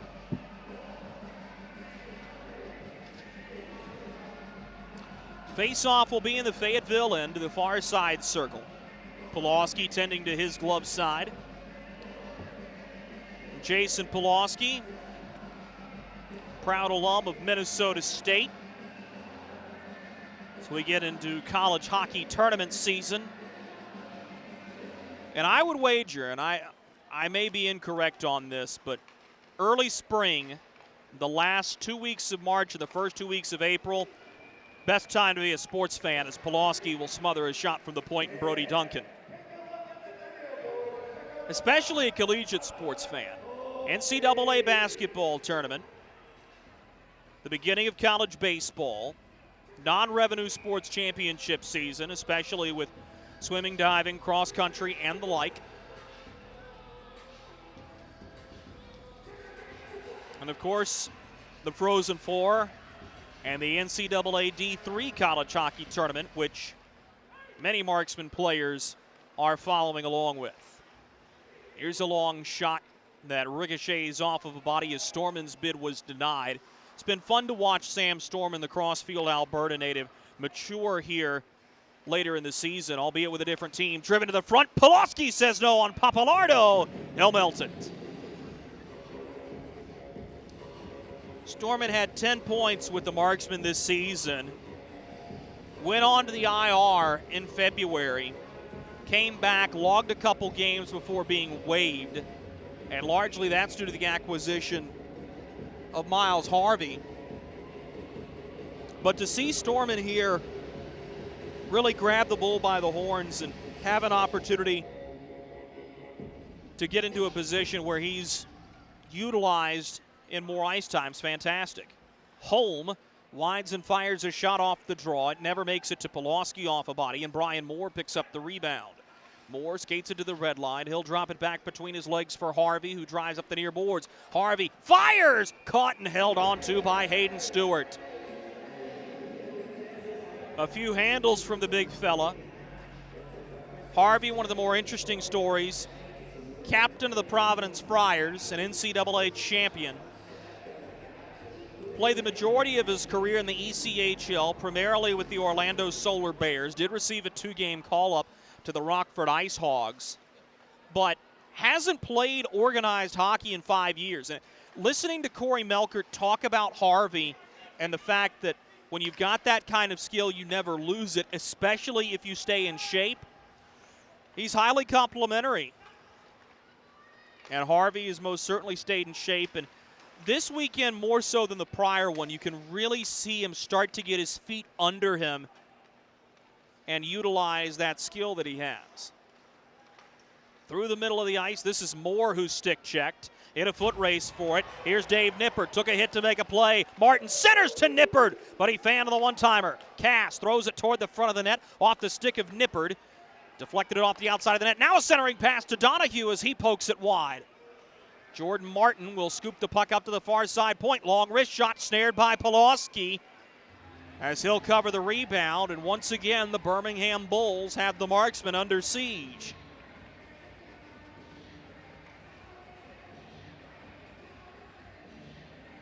Brian Moore is not used to being a guy that is outworked, and Dave Nippert just outworked him to force that turnover right on the near side boards.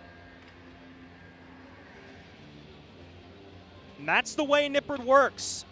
Out of St. Catharines, Ontario, somebody who plays the game on the edge, big engine guy, and you see how good he can be when he gets that step of speed. He's a physical player too, does a little bit of everything. This stick comes up high on Brody Duncan. It was inadvertent as Duncan is holding his face, working back up ice. 2-on-1 for the Marksman. Bounces on to Hayden Stewart, who got it with the blocker side shoulder, and will melt the rebound.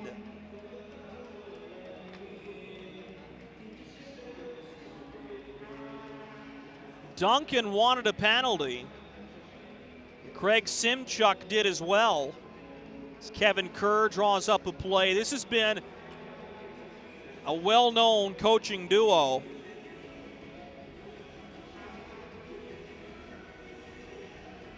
And Kerr coming in to assist Simchuk. It's been a partnership that's worked.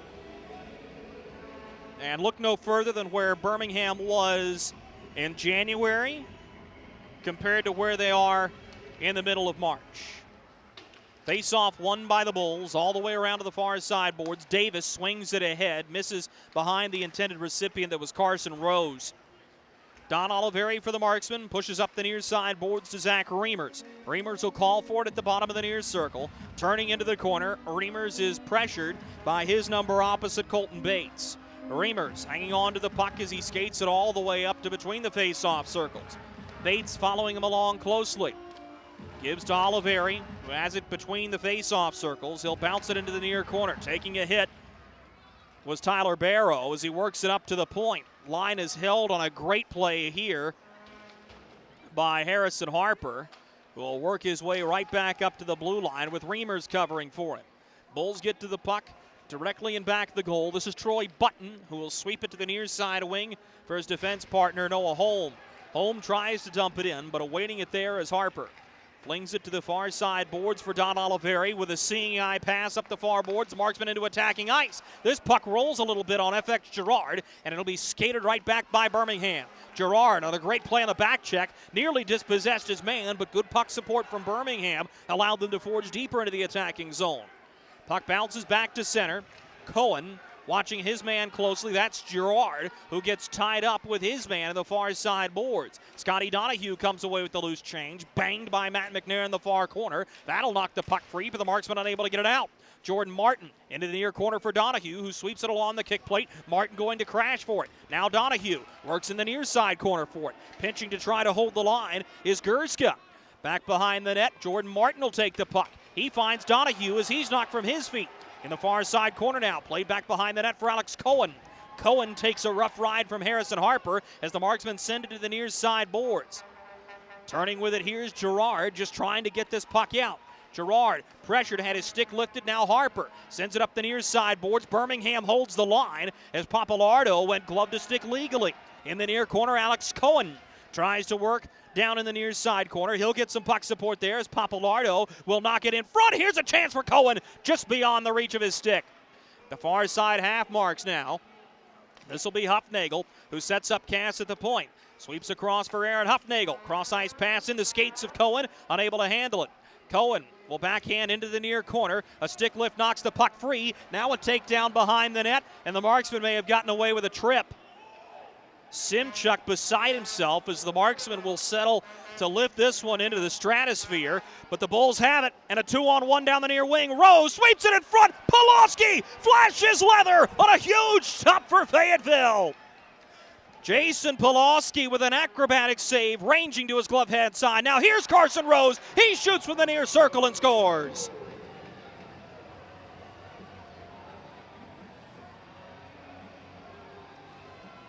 Carson Rose ties the hockey game with 9:39 to go in this second period.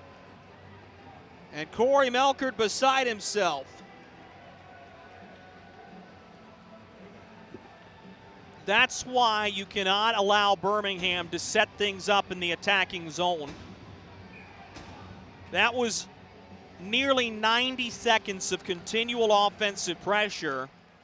And the Birmingham Bulls make the marksmen pay as Fayetteville gets caught sleepwalking through the middle of this period. Marksmen will dump it in to the far side goal post. Hayden Stewart will set things up on a tee. Noah Holm behind the net for Troy Button. Button pressured, coughs the puck up to Biesinger. He centers off the stick of Brian Moore, and Birmingham's back out. Beyond center, Carson Rose drops it as Birmingham is right back into the attacking zone. Brian Moore will watch his man closely. So give a rough ride to Rose to the point. Cass winds and blasts a slapper. Caught and held on to by Polowski with 8:59 to go in the second period. We've got a good one going here in the Sand Hills of North Carolina. Carson Rose ties it up for Birmingham. It's 2-2. For some, it's just the sound of ice hitting heavy-duty plastic. But for us, it's the signal calling us back to the light. And to Greg's house, because he just got a new grill. Connecting to Hot Jams playlist. Welcome back, Bud Light legends. It's time to take summer by the coolers.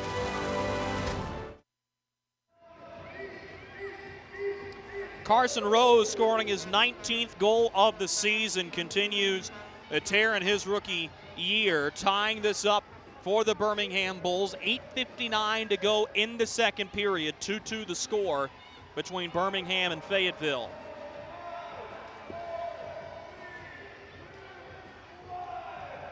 Face-off will be to the near circle in the Fayetteville end.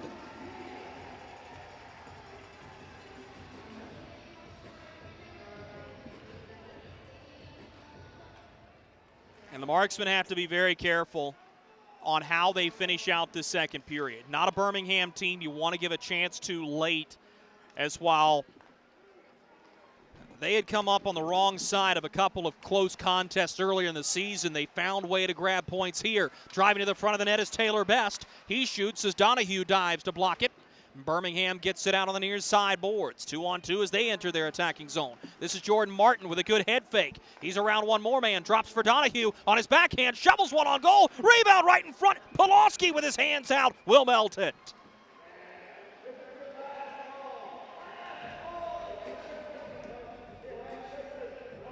It's a great play by Scotty Donahue, but really Jordan Martin there with a couple of head fakes to cut himself free. And I think Birmingham has excelled in the puck support category, especially in the second period. I mean, that's the whole reason they're able to keep pressure on the marksman before Rose scores, is because there are very few individuals left out to dry. And there's always a support system in place. This is a Kevin Kerr development ever since he joined on this staff. Here's pressure on to the marksman, Captain McCloy. Flings it up to the blue line. An athletic play made by Brody Duncan to hold the line, but this is going to be a hand pass, as Duncan will give a tap to the back of the legs of Reimers, who rocked him in the near side boards.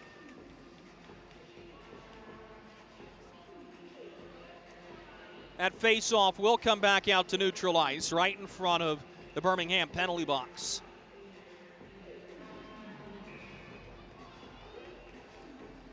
Huffnagel with Fletcher and Papalardo, the forward group out for the Bulls. Marksman counter with Barrow, McCloy, and Reimers.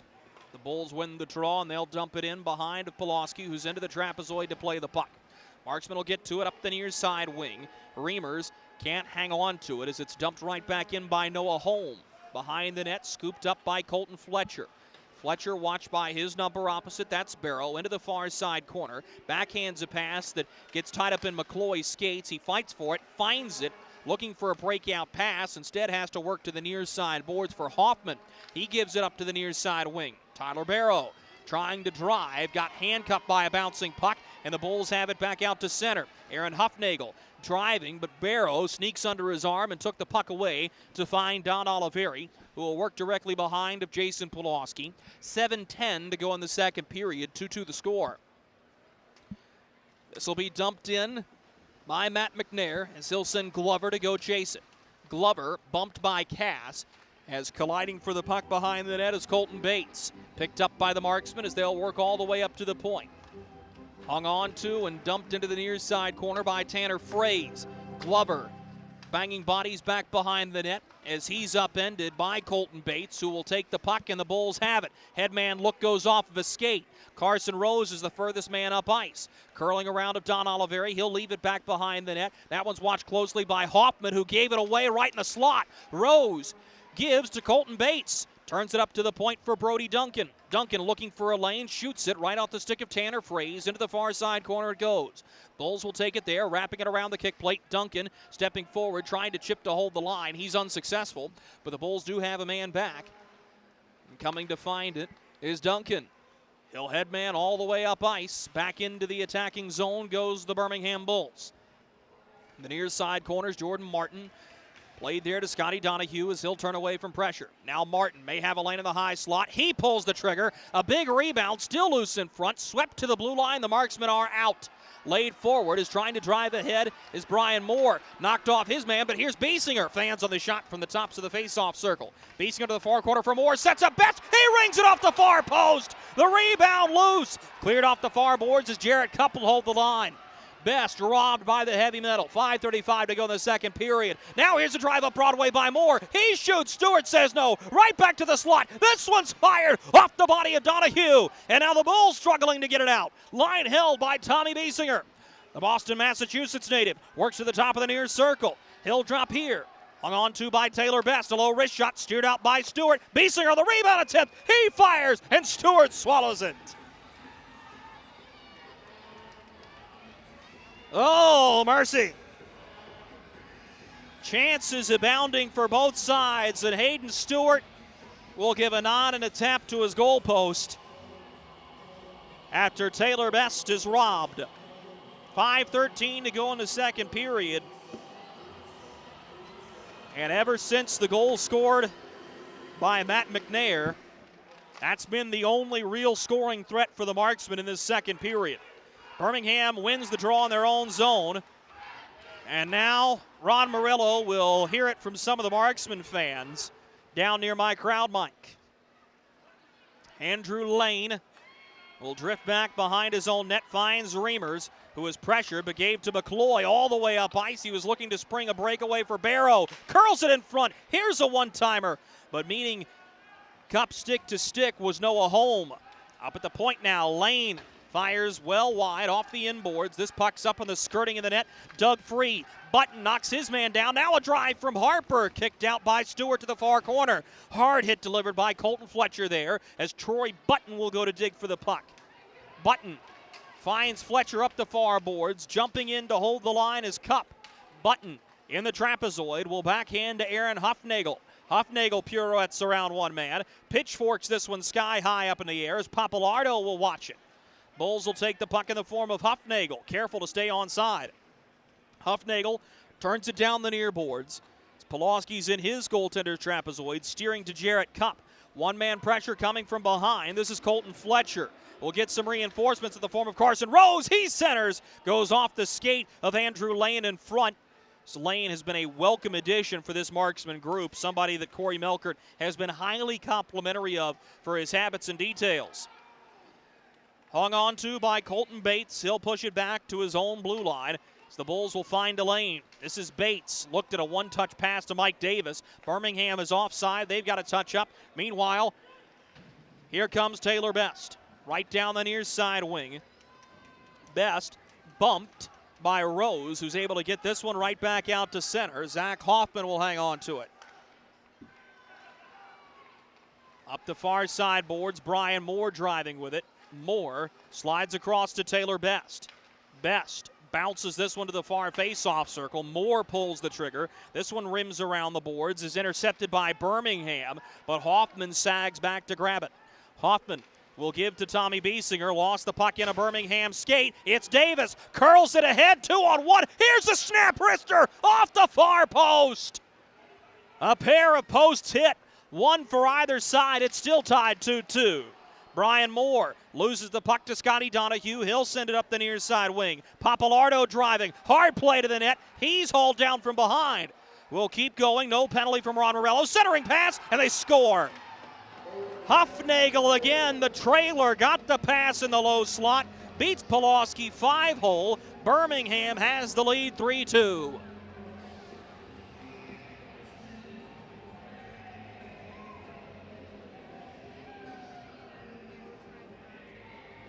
One of those late second period goals that feels like it could be important down the stretch of this hockey game.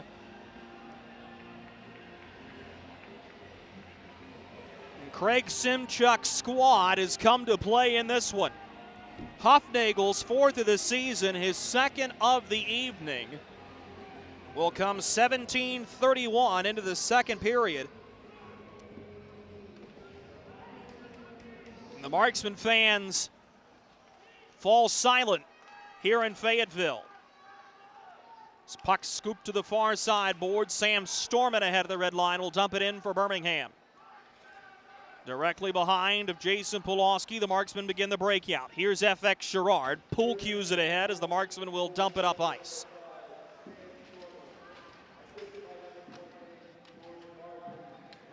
The goal has been announced to Sam Storman as this one will bounce in front. Caught and held on to by Stewart. So shoving match ensues in front. It is Sam Storman's goal, his fourth of the season. And he victimizes his former team with what is a go-ahead goal from Martin and Papalardo. 1:59 to go in the second period. Bulls lead the Marksmen 3-2. Baby, we have spiders on every corner outside our house. Okay, I'll call someone to take care of it. Baby, we have fire ants all over the yard. Alrighty, I'll call someone else to take care of that. Baby, these mosquitoes, you have got to go. Here we go again. One call to St. Peter Pest Control provides all these services. Total pest protection for one low monthly payment. At St. Peter Pest Control, we send all your bugs to see St. Peter.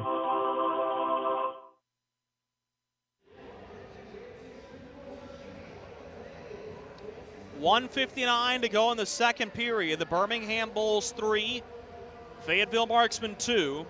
Sam Storman has the go-ahead goal for Birmingham.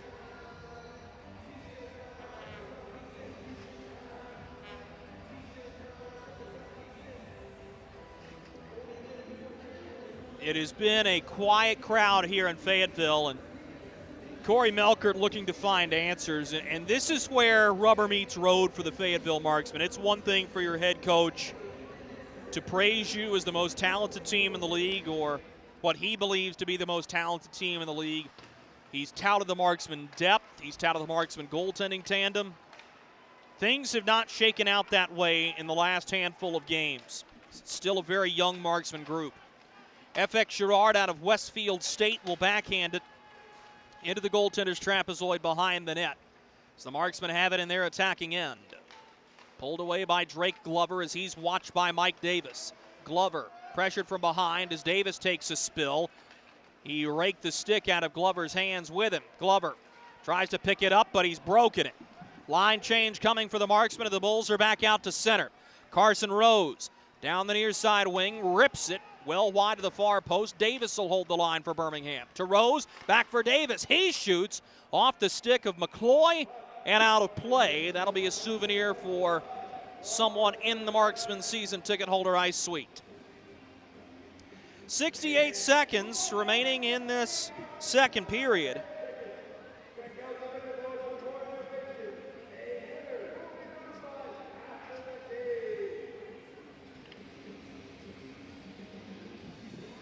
Birmingham looks to get to this second period intermission with the lead.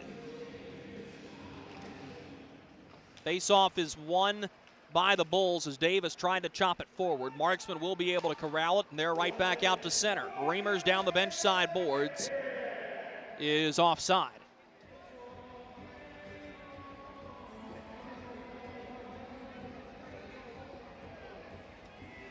.58 seconds to go in the middle frame. Face-off will be in front of the Marksman bench. Biesinger taking the draw, thrust into that center role after he has been a real solid winger on the top line. And, of course, the Marksmen having to shift around who plays where because the injury to Bednard. Reimers gets a break. He shoots wide of the far post. Zach Reimers came right down the near side boards. Now Biesinger setting things up in front. Took a slash. No call. Bounces right back to the high slot. Here's Reimers. Finds Biesinger. He shoots low. Stewart makes the save. Looking for the rebound. It's clubbed back behind the net. Donahue awaiting it there. Looking for help that never came from Jordan Martin. Jake Cass will backhand to the near side boards. Is trying to flip it up and out was Gurska. He's unsuccessful. Martin coming to the rescue. Played behind the net for Cass. Works up the far side boards. Line held by the Marksman. Biesinger corrals a bouncing puck. Tests Stewart on the short side. But Hayden Stewart will punch out the shot as Birmingham clears it off the far side boards and out. And that is where the horn will sound to end the second period. Don't call it an upset. The Birmingham Bulls have a 3-2 lead through 40 minutes of play against the Fayetteville Marksmen. Stunning the crowd here in the All-American City. Shots on goal through the second period. In the frame for the Birmingham Bulls, 11, and a game total of 28. And for the Fayetteville Marksmen, 15, and a game total of 27. On the scoreboard, 3-2 Birmingham. We'll be right back with our second period intermission report right after these messages. Something big is coming. Something so big, it'll change the world of chicken sandwiches. Zaxby's new signature sandwich with Zax sauce or new spicy Zax sauce. Because the chicken sandwich war ain't over yet. The new signature sandwich. All the other little sandwiches can run along. We'll take it from here. Hey you. Are you hearing this but not seeing this? You can change that. Follow along with the entire season of Fayetteville Marksmen hockey on Hockey TV. Visit hockeytv.com/subscriptions and get the SPHL TV package to watch every single Fayetteville Marksmen road game this year. That's hockeytv.com/subscriptions. Welcome to Freddy's. How are you guys doing? Meetings. Lunch meetings all week, all salads. Bean salads. Quinoa salads. Heirloom salads. Frisee salads. Sometimes a guy needs a Freddy's Original Double, Chicago Dog, and a Turtle Sundae. Make that 2, please. 3. Absolutely. If you're gonna be bad, it better be good. Being bad never tasted this good. Freddy's, the experience that puts a smile on your face and the taste that brings you back. Experience the thrill of being a Fayetteville Marksmen season ticket holder and all the benefits that come along with it, including your same great seat for 28 or 14 home games, exclusive season ticket member events, and an opportunity to enjoy discounts on food and beverage and merchandise at the Crown Coliseum. Skate to marksmanhockey.com/season tickets to learn more. Kelly, you need to unmute yourself. For some, it's just the sound of ice hitting heavy-duty plastic. But for us, it's the signal calling us back to the light. And to Greg's house, because he just got a new grill. Connecting to Hot Jams playlist. Welcome back, Bud Light legends. It's time to take summer by the coolers.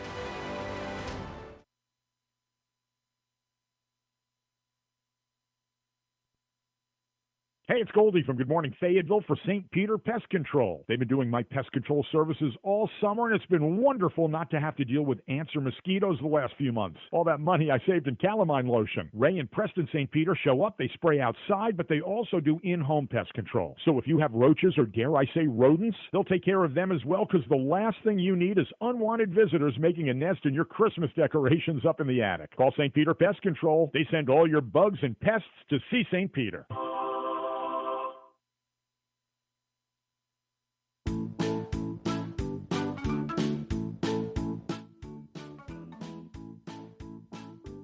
Marquis?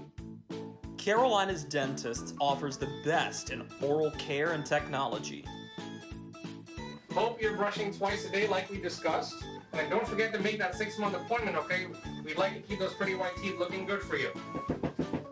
Come experience positively different dentistry at Carolina's Dentist, the official dentist of the Fayetteville Marksmen. Welcome back to Fayetteville, North Carolina. Drew Blevins alongside you. For those of you who are wondering exactly what you just saw on Hockey TV, it is Dad Bod Appreciation Night here in Fayetteville, North Carolina. One of the more unique promotions of the year. Undoubtedly the biggest weekend of the year, between setting the marksman attendance record yesterday with a crowd of 7,201. Dad Bod Appreciation tonight, and tomorrow night the Fayetteville Marksmen will go away for a game as they'll rebrand as the Carolina Reapers. This has been a promotion we've been so excited to bring you, and for those of you following along, watching for the Birmingham Bulls, don't worry, same team, same opponent, just a little bit of a different look tomorrow night on a fun rebrand evening. Speaking of having the fun, the Birmingham Bulls seem to be having the most of it, as through 40 minutes of play, they have a 3-2 lead on the Fayetteville Marksmen. This was a period that Fayetteville started well, created a chance late, but not enough to say they ended it well. Birmingham just kept a constant pressure and kept their thumb on the Marksmen throughout the large part of that second period, and they scored twice because of it. Matt McNair opened the scoring in the period just a minute and 21 seconds in. McNair scoring his 12th goal of the season from Tanner Fraze.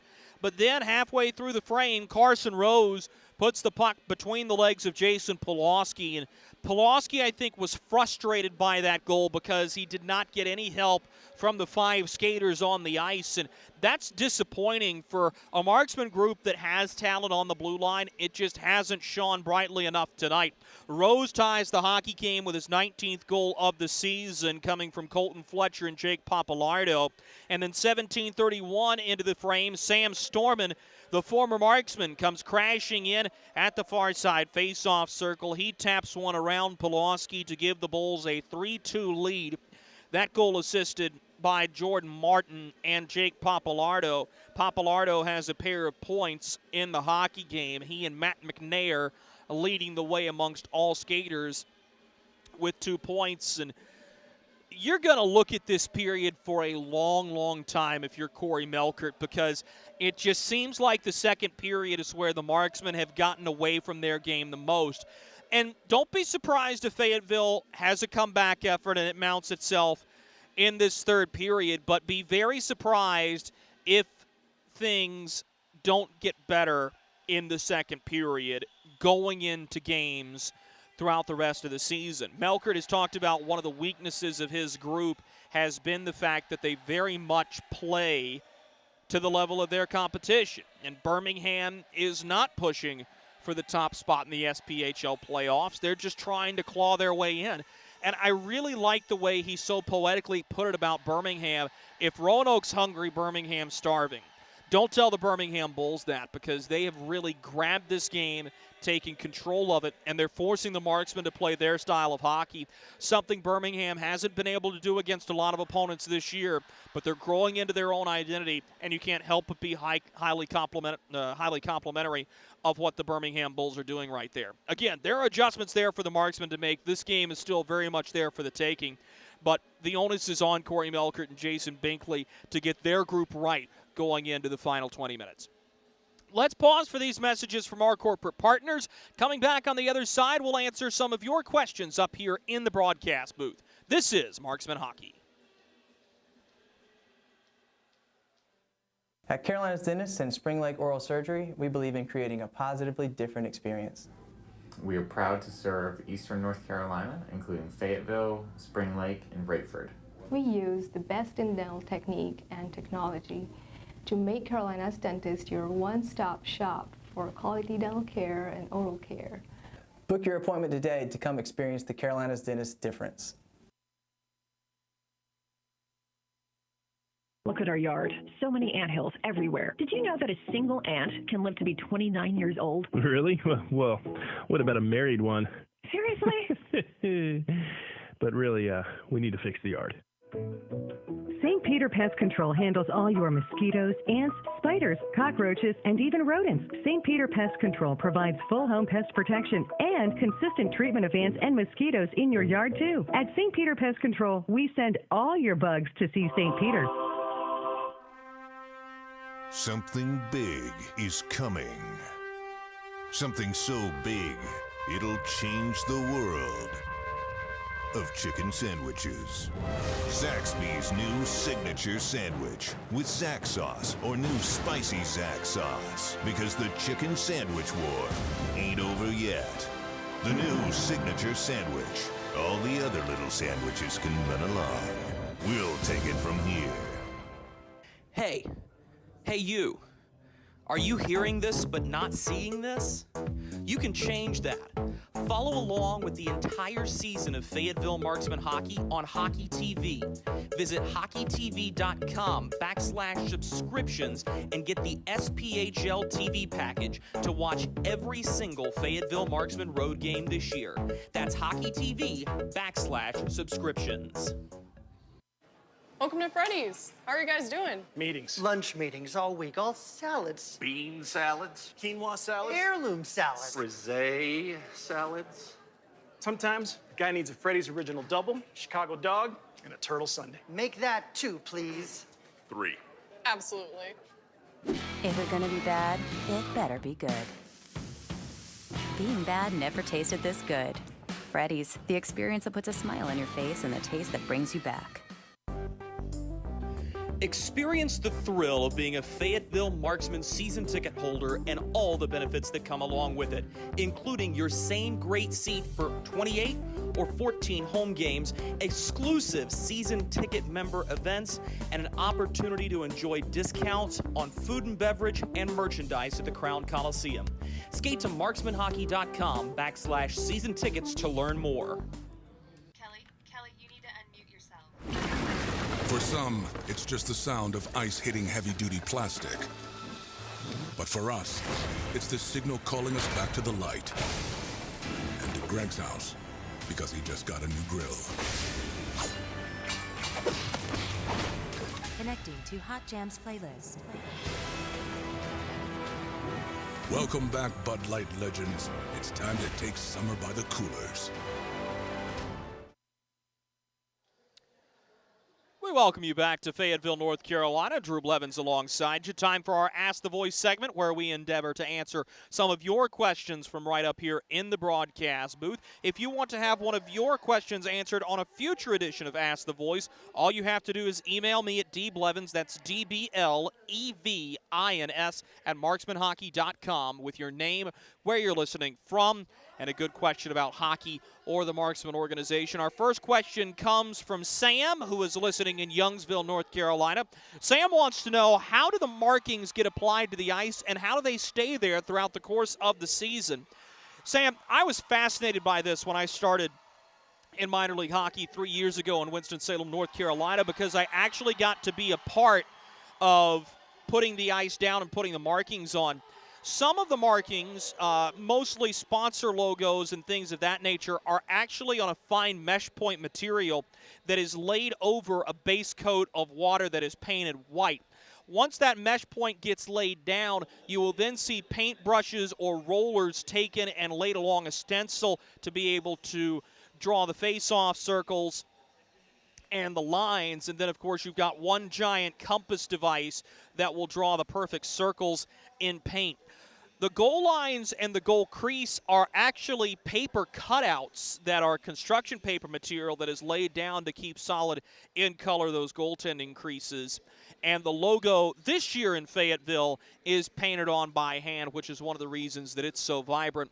But after all those markings go down, it's then just very thin layers of water that are added on top of it to be able to freeze everything in and keep it safe. So while it looks like the players are skating on top of logos that are painted right on top of the ice, and anytime a blade goes across it, there's normally an inch to an inch and a quarter's worth of ice that is between the actual painting and the top layer surface that's getting dug up by skates? That's a fantastic question, and there are great videos online that show you how that ice goes down. It's a really cool process, especially for those of you budding artists out there. Our second question tonight comes from Red, and Red is listening in Raleigh, North Carolina. Red wants to know, what does the Marksmen playoff schedule look like? And I wish I could tell you, Red, I really do. But without knowing the final seeding so far, all playoff teams are in limbo and jeopardy, and nobody knows what their playoff schedule looks like. I can tell you with 100% certainty, if the Marksmen are the 4 seed, they will go to play Game 1 of the playoffs on the road. They'll come back home for Games 2 and potentially Game 3 if it is necessary. However, if they fall to the 5 seed, they'll play at home first, most likely during the week, before making the trek to wherever that opponent's home ice city is. And the interesting thing about that for the Marksmen, if they stay at the 4th seed, it could be a long, long road trip on the playoffs. It's a very real possibility to have to go to Quad City, come back, only to go to Peoria or Huntsville and come back. And those are 2 grueling trips back to back. But just based on the way the seeding shakes out, you could get a comfortable matchup if you meet an opponent nearby in the SPHL President's Cup playoffs. But just for the travel's sake, you'd be pulling for some upsets there. So thank you so much to Sam, and thank you to Red for their questions. If you want to have one of yours answered on a future edition of Ask the Voice, email me at dblevins, that's DBLEVINS, at marksmanhockey.com with your name, where you're listening from, and a good question about hockey or the Marksmen organization. We'll go around the SPHL right after this. Something big is coming. Something so big, it'll change the world of chicken sandwiches. Zaxby's new signature sandwich with Zax sauce or new spicy Zax sauce, because the chicken sandwich war ain't over yet. The new signature sandwich. All the other little sandwiches can run along. We'll take it from here. Hey you. Are you hearing this but not seeing this? You can change that. Follow along with the entire season of Fayetteville Marksmen hockey on Hockey TV. Visit hockeytv.com/subscriptions and get the SPHL TV package to watch every single Fayetteville Marksmen road game this year. That's hockeytv.com/subscriptions. Welcome to Freddy's. How are you guys doing? Meetings. Lunch meetings all week, all salads. Bean salads. Quinoa salads. Heirloom salads. Frisee salads. Sometimes a guy needs a Freddy's Original Double, Chicago Dog, and a Turtle Sundae. Make that 2, please. 3. Absolutely. If it's gonna be bad, it better be good. Being bad never tasted this good. Freddy's, the experience that puts a smile on your face and the taste that brings you back. Experience the thrill of being a Fayetteville Marksmen season ticket holder and all the benefits that come along with it, including your same great seat for 28 or 14 home games, exclusive season ticket member events, and an opportunity to enjoy discounts on food and beverage and merchandise at the Crown Coliseum. Skate to marksmanhockey.com/season tickets to learn more. Kelly, you need to unmute yourself. For some, it's just the sound of ice hitting heavy-duty plastic. But for us, it's the signal calling us back to the light. And to Greg's house, because he just got a new grill. Connecting to Hot Jams playlist. Welcome back, Bud Light legends. It's time to take summer by the coolers. Welcome back into the broadcast booth of the Crown Coliseum. Drew Blevins with you. Let's go for a spin around the SPHL. The Roanoke Rail Yard Dogs have a 2-1 lead on the Macon Mayhem, so Roanoke fans can breathe a little easier, but not out of the woods yet in a tight game from Berglund Center. Huntsville has leaped all over Peoria to start the contest. They're up 2-0 over the Rivermen through 20 minutes of play. A reminder, if the Marksmen come back and win this hockey game here and Peoria loses, the Marksmen are just 4 points out of third place in the SPHL. And out west, Vermilion County is knotted up 1-1 with Pensacola. Upset brewing in the NCAA men's, upset brewing in the NCAA men's basketball tournament as Chattanooga is leading the 3 seed, the Illinois Fighting Illini, as the Big Ten tries to avoid another disaster. Of course, nobody's going to beat the King upset of St. Peter's beating Kentucky, but that's one to follow along with. Good one brewing here in Fayetteville. Third period puck drops next. Experience the thrill of being a Fayetteville Marksmen season ticket holder and all the benefits that come along with it, including your same great seat for 28 or 14 home games, exclusive season ticket member events, and an opportunity to enjoy discounts on food and beverage and merchandise at the Crown Coliseum. Skate to marksmanhockey.com/season tickets to learn more. Kelly, you need to unmute yourself. For some, it's just the sound of ice hitting heavy-duty plastic. But for us, it's the signal calling us back to the light. And to Greg's house, because he just got a new grill. Connecting to Hot Jams playlist. Welcome back, Bud Light legends. It's time to take summer by the coolers.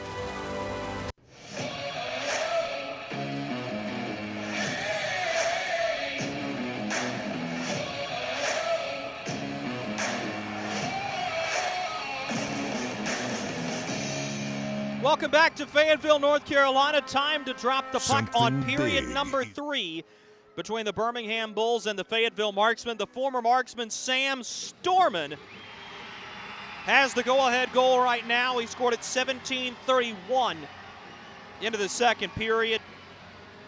And the Marksmen having to play a little bit of catch-up here.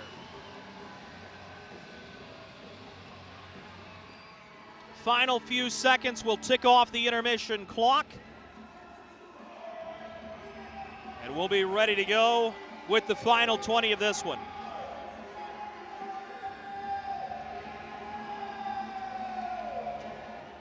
Marksman digging after the face-off. Birmingham wins it. This is Storman who will dump it in off the stick of Fletcher in back of Polowski. Jason Polowski is somebody who does play with a high level of emotion. Very rarely does it bleed over.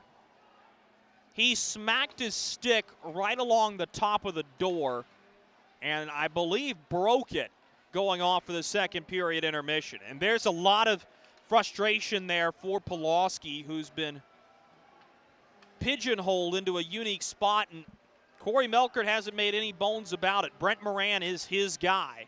So this one's dumped in off the stick of Hayden Stewart, and the Marksman will go to chase while Jake Cass starts the breakout for Birmingham. Polowski certainly somebody, though, who's going to be very capable in any position he's thrust into, and he's come up with a few big saves in this one. This is Biesinger for the Marksman down the far sideboards. Lost the puck to Mike Davis, who will give it ahead for Colton Bates. Bates playing pitch and catch with a teammate along the far boards. Bates is ahead of the attacking blue line, trying to dump it into the near side corner. He's going to get some help here from Carson Rose, who dug the puck free, but for the Marksman, Zach Reimers is right there. Reimers is into attacking eyes up the near blue line, but getting lost on the play, and way ahead of everybody was Taylor McCloy. 18:42 to go in the third period. Birmingham on the verge of what would be a massive win for them. Nippard with Martin and Donahue will be the forward group out for Birmingham. A new combination of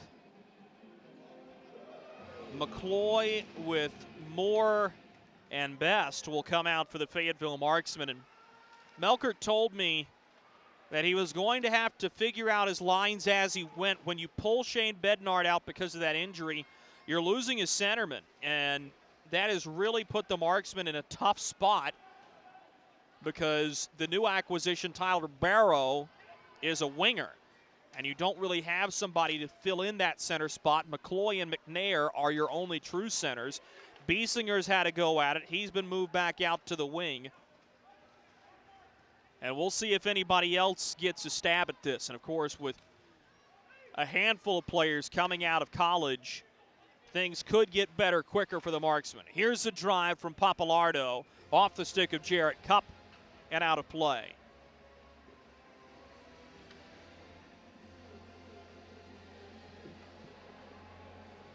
Jason Polowski will tend to his blocker side. It was exciting to see Polowski have some success in the ECHL. Very near his adopted hometown in Minnesota, in the St. Paul, Minneapolis area, playing with the Kalamazoo Wings in Western Michigan, where he scored a couple of wins, playing alongside former Marksman goaltender Trevor Gorsuch. In the near side corner, the Marksmen will set things up to the near point. This is Andrew Lane, who will dump it back behind the net. Moore separated from the puck by Brody Duncan. Moore trying to stay strong on his skates here. Will get some help to dig it free, but right to Aaron Huffnagel, and Huffnagel will pitch it forward looking for Colton Fletcher. Knocked back instead to Papalardo, who has a pair of assists in this game. Papalardo will go to chase his own clearing attempt as Cupp will sweep to Andrew Lane.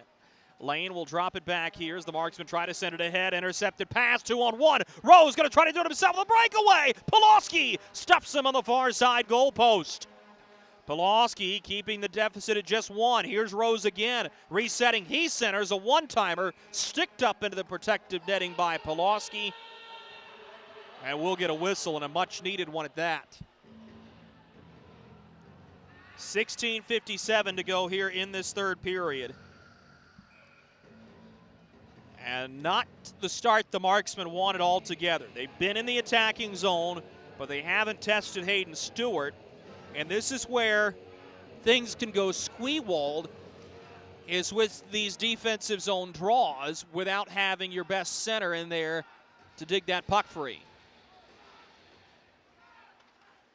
And the Bulls win another, but this one perhaps a little too well as it's one beyond the defenseman out to center on the far boards. Cross-ice pass to Cass, who will dump it in using Davis as a bank. Marksman will go to chase behind the net. The first pass to get out of the zone is blocked. The second attempt just clears beyond the red line, where Birmingham will reset in their own zone. Cass will drop it back to Gerska, who will fly it into the near side corner. Fayetteville going to chase. This is Biesinger. Could not get around Donahue, who stayed firm on that far board. Donahue in the far side corner with help from the captain, Mike Davis.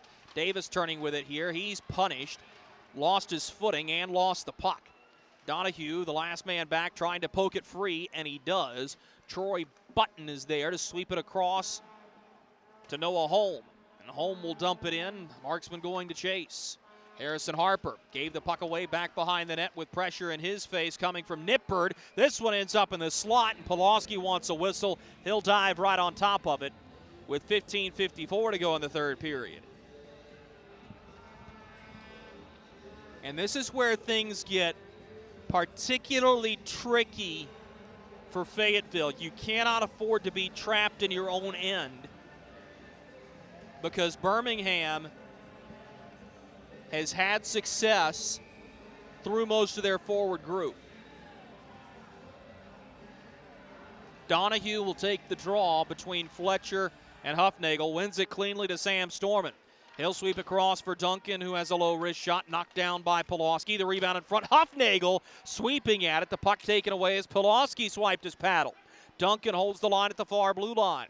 Brody Duncan plays it behind the net, looking for help from Papalardo. This will work up the far side boards again to Colton Fletcher. He'll dive back behind the net. Fletcher One-handed on his backhand, will fling a pass to Duncan. Sends a shot through traffic off the end wall. Huffnagel swarms to the rebound. Couple of whacks at it. The Marksmen just trying to get it out, and they do, but Storman is there awaiting it. Storman for Birmingham will give across to the far side face-off circle, setting up Brody Duncan, who will fling it up ice for Aaron Huffnagel. Back for Storman. Looking up ice, his pass is intercepted now. A chance for more. Big rebound in front. Swept toward the empty net. It's still loose in the goal crease, and it doesn't go in. The Marksmen hold the line, middle blue line. What a chance for Fayetteville. Inches away from tying it, and they can't. Brian Moore on his backhand will sweep to Biesinger. A low wrist shot tipped wide on the way through as he had Bass lurking in front. This pass is intercepted as Glover will now try to feed the far side wing. He does. All the way around the boards now as the Marksman will dump it in. Brian Moore hanging on to the puck for Fayetteville. Moore at the near side circle. Spins twice, he's up to the point. Moore shielding the puck away from Sam Storman.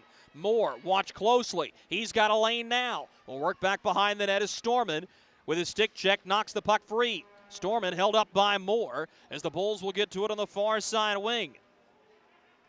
Pinned there by Brody Duncan, who will feed it up the far side glass. This is going to roll on the fresh ice all the way down, and this is icing, but a smart one from Birmingham as we'll go to immediate timeout. 14:05 to go in the third period. Bulls 3, Marksmen 2.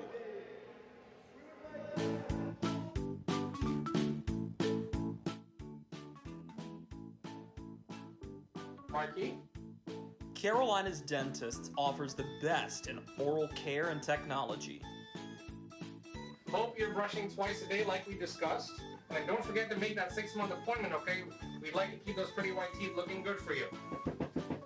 Come experience positively different dentistry at Carolina's Dentist, the official dentist of the Fayetteville Marksmen.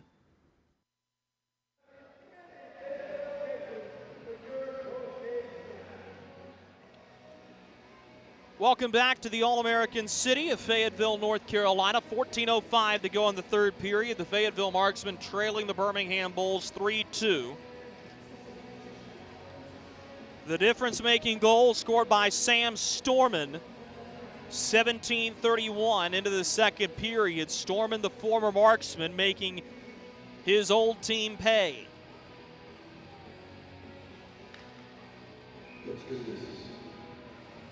Face off to the glove side of Hayden Stewart, who's delivered a gem of a performance, stopping 26 of 28 to this point. Face off won by the Bulls. They'll work in the far side corner. Everybody digging after it. This puck lifted up in the air, played with a high stick initially, waved off. This is Huffnagel leaning on his man in the far side corner. Brody Duncan there as well. Puck jostles free, but Sam Storman will watch his man in the far side corner. Storman with a hit that dislodged the puck from FX Girard, the two former friends. Storman able to bounce it out to center. One-man changes for Birmingham as Cup will dump it in going to chase. Sam Storman hops in front of him. Storman double-teamed. Sam Storman will pin the puck in the far side boards. Dug free by the Marksman. Pass goes up to the point. A one-timer by Fraze is fanned on, but the Marksmen are able to dump it below the goal line. In the near side corner, spinning with it here is FX Girard.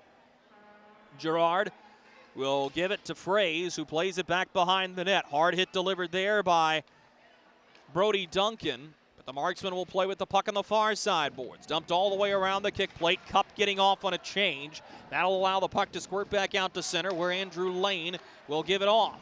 Marksman reset rapidly. Takedown coming down the near boards as Reimers got tripped up by Fletcher. This will be a penalty against Birmingham. And for the first time since 6:48 into the first period, we're going to get a penalty called in this game. It'll go against Colton Fletcher. It is a tripping call against the former Knoxville Ice Bear. And it comes 7:13 into the third period.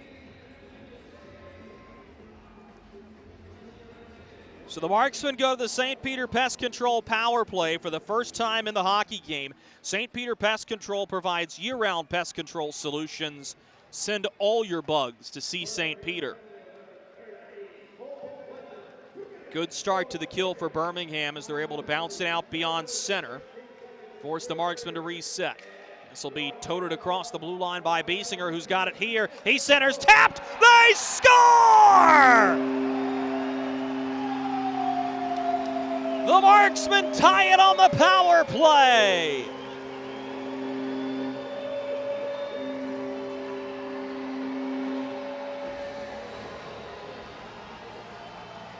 What a find, right into the slot. No mistake made on the finish, and I'll see if I can get a number for you. That may be Glover again.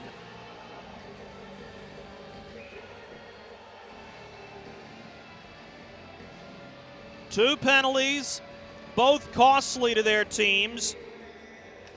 The Marksmen score on the power play to even this one up here midway through the third period. Time of this goal will be 7:47 into the third period as Birmingham with a bull rush right to the front of the net. Turning with it, here's Jordan Martin. It is going to be Glover. Second goal of the game. And Taylor McCloy will have the assist, along with Don Oliveri.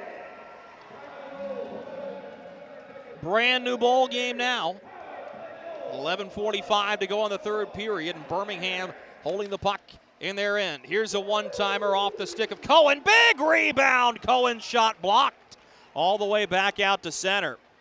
Polowski was down on his stomach. A headman look for Cohen. Shoots it toward the goal mouth. He was looking for a drive from Huffnagel, but he was too far ahead of him with the puck. Tanner Fraze sweeps it across. Here's FX Girard driving. He pitches it toward the net front. Stewart shuts it down. Rebound to the far side corner. Will roll up. FX Girard pulls it down. Glove to stick legally and matriculates up to the far side point. Girard, hound dogged, forced out to center, gives the puck away. Driving in with it here is Huffnagel. He's hauled down.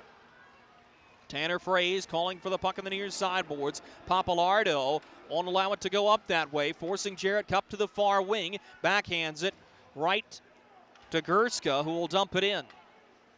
Behind the net, bodies crashing for the puck. This will be taken by Fayetteville up the near boards. Hung on to by Cup, who will dump it back behind the net. Hayden Stewart will feed it to the far side boards.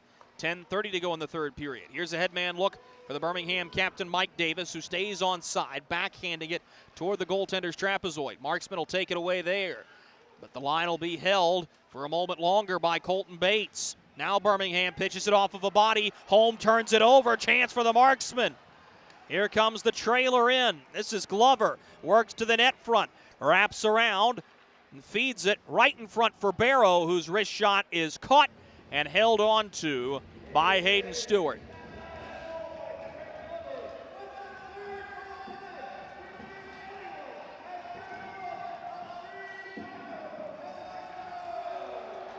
Marksmen went to overtime last Saturday. Saw a shootout in this building for the first time this year and won it. And here's been the difference maker, not to put the announcer's curse on this game yet. Birmingham 1 for 5 in overtime, 1 for 1 in the shootout. The Marksmen 3 for 1 in overtime, 2-0 in shootouts. This puck one to the middle point. Long wrist shot off a body on the way through. McCloy spins it back toward the net. Misses just wide of the near side goalpost. Rebound to the point. Harper floats one toward the net. Big rebound in front. Got tied up in the skates of McCloy as Martin will have it for Birmingham up the far wing. Martin gained the red line. Tried to shoot it in. It's blocked. Oliveri sends it ahead, but Troy Button's in front of it. Button turns the puck over at center to Brian Moore. Moore holding on to the puck here as he sends it off the near wing. Picked up there by David Nippert. Pitches it up ice. Now a foot race for it. A bouncing puck taken by the Bulls, but Donahue had the puck roll off of his stick at the last second. And a superb play made by Taylor Best, who was back checking and prevented what would have been a great scoring opportunity for Birmingham. 9:15 to go in the third period. Puck on the near side half wall. Here's Brian Moore. Spinning with it, he's got a lane up the near side. Gains the red line, shoots it off of Cohen. The Bulls spank it back out to the red line. Marksman taken on the far side boards. Backhanded to Matt McNair. He's bodied off the puck but has support coming. It's Glover who crashes with McNair for the puck, but picking it up instead is Brody Duncan for Birmingham. A backhanded pass to Sam Storman up the near side wing, watched closely by McNair. Here's a headman look by Papalardo that rolls off of his stick, but the Bulls will get it right back at the red line. Cohen dropped at the blue line on a clean body check by McNair, who you see have it here. McNair will forehand it all the way back behind the net. Jake Cass will be the first one there for Birmingham, as Cass will send it up for Mike Gerska. Gerska to the red line, lifts this one in on Polowski. He'll play center field, catches it, and will opt to play it out. Hound dog from behind is Miles Harvey. Harvey leaned on by Carson Rose. Harvey will backhand into the trapezoid. He'll get a little bit of help here from Hoffman. Headman look for the Marksmen. A foot race for it. The Marksmen are ahead. Hayden Stewart out of his net to play it to the far side corner. Gerska is there for Birmingham. Taken down from behind. Loose puck picked up by Biesinger. Here's a shot and a big rebound by Barrow. Goes wide. Tyler Barrow with one of his better scoring opportunities since being picked up by the Marksmen out of Wilkes University. Floated ahead by Carson Rose. 2 hops back behind the net. Another smart icing by Birmingham will bring us to immediate timeout. 7:43 to go in the third period here in Fayetteville. 3-3 between the Bulls and the Marksmen. Something big is coming. Something so big, it'll change the world of chicken sandwiches. Zaxby's new signature sandwich with Zax sauce or new spicy Zax sauce, because the chicken sandwich war ain't over yet. The new signature sandwich. All the other little sandwiches can run along. We'll take it from here.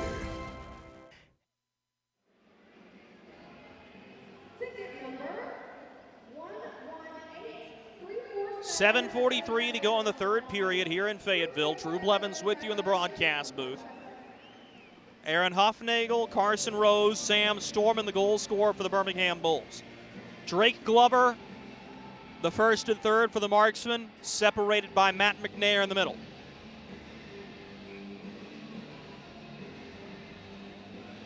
Corey Melkert looking to avoid what would be a disappointing loss here at home, knowing that you've only got one more shot to face Birmingham this year.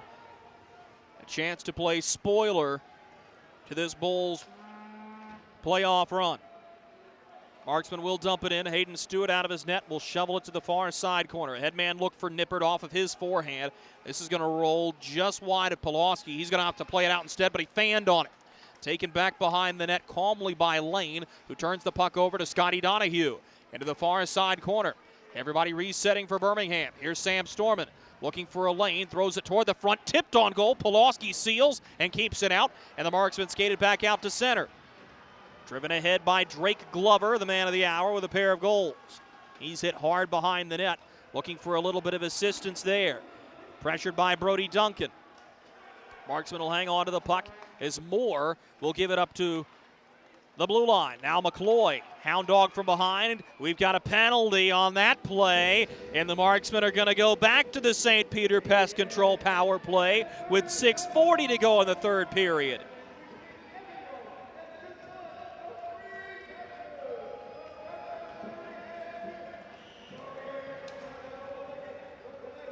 Penalty is going to go against Dave Nippert.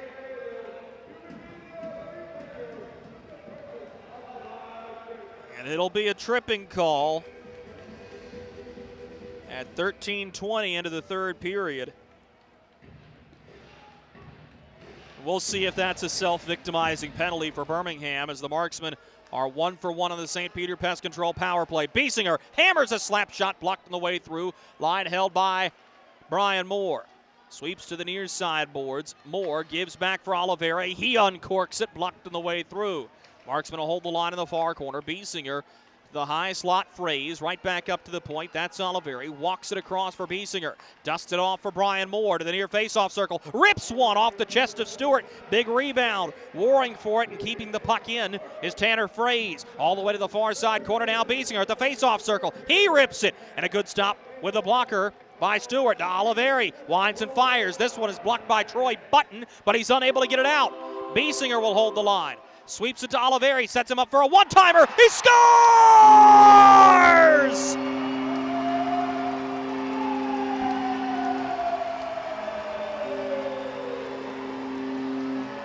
Don Oliveri on the power play.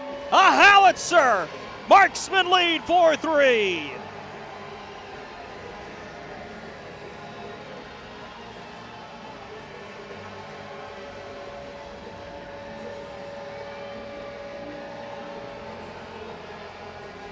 Don Oliveri with his 13th goal of the season, and the Fayetteville Marksmen,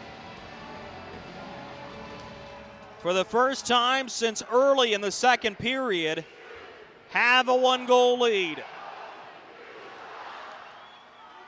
This goal will come 14 minutes into the third period.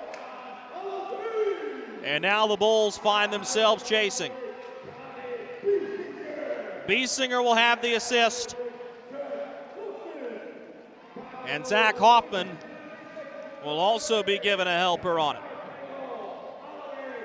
Marksman will take the puck down the near boards, laid back behind the net. Toe dragging is Matt McNair to get around Jake Cass. To the far board, Scotty Donahue will take it. Sweeps across for Alex Cohen.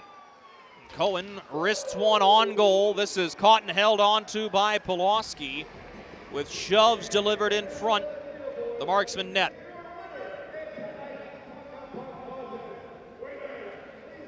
Just 5:02 to go in this third period.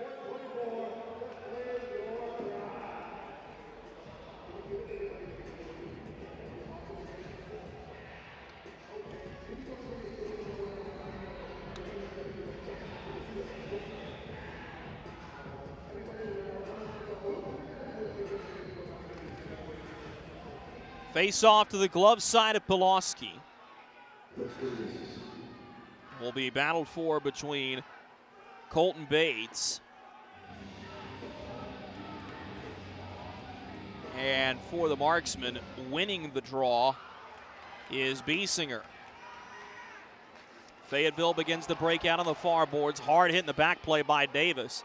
So Marksman cough up the puck, entering the attacking zone. Sam Storman will take it for Fayetteville. Gets around one man and lays it off the far side boards. Picked up behind the net initially by Davis, who takes a hard spill. The Marksman trying to organize to get it out. Stolen by Rose. A wrist shot! Sealed and smothered by Polowski, who caught it between his body and his blocker's side arm. 4:33 to go in the third period. The Fayetteville Marksmen leading the Birmingham Bulls 4-3.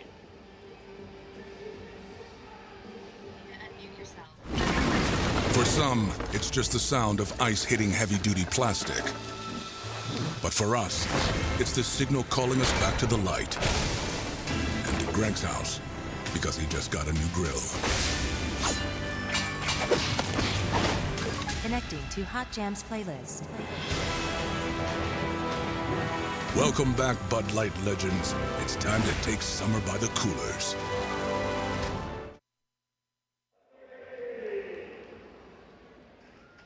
.433 remaining in the hockey game. The Fayetteville Marksmen on power play goals from Drake Glover and Don Oliveri in this third period have turned a one-goal deficit into a one-goal lead. Birmingham fighting for their playoff lives. Needing every win they can get and some help from the Roanoke Rail Yard Dogs.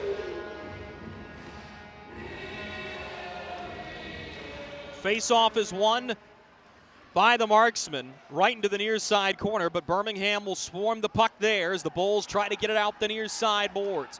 This is centered to Fletcher. He shoots, blocked on the way through as the Marksmen are able to one-hand this one out. on a diving play made by Barrow. Now a chance for more. His wrist shot knocked down by Hayden Stewart. The rebound picked up by Taylor McCloy.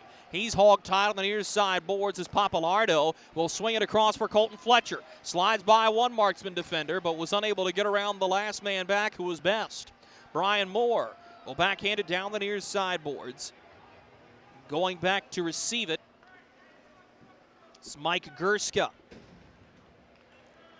Gerska looking up ice. He tried to fling it ahead for Bates. This is going to be icing as Rose loses out in the foot race by a half step.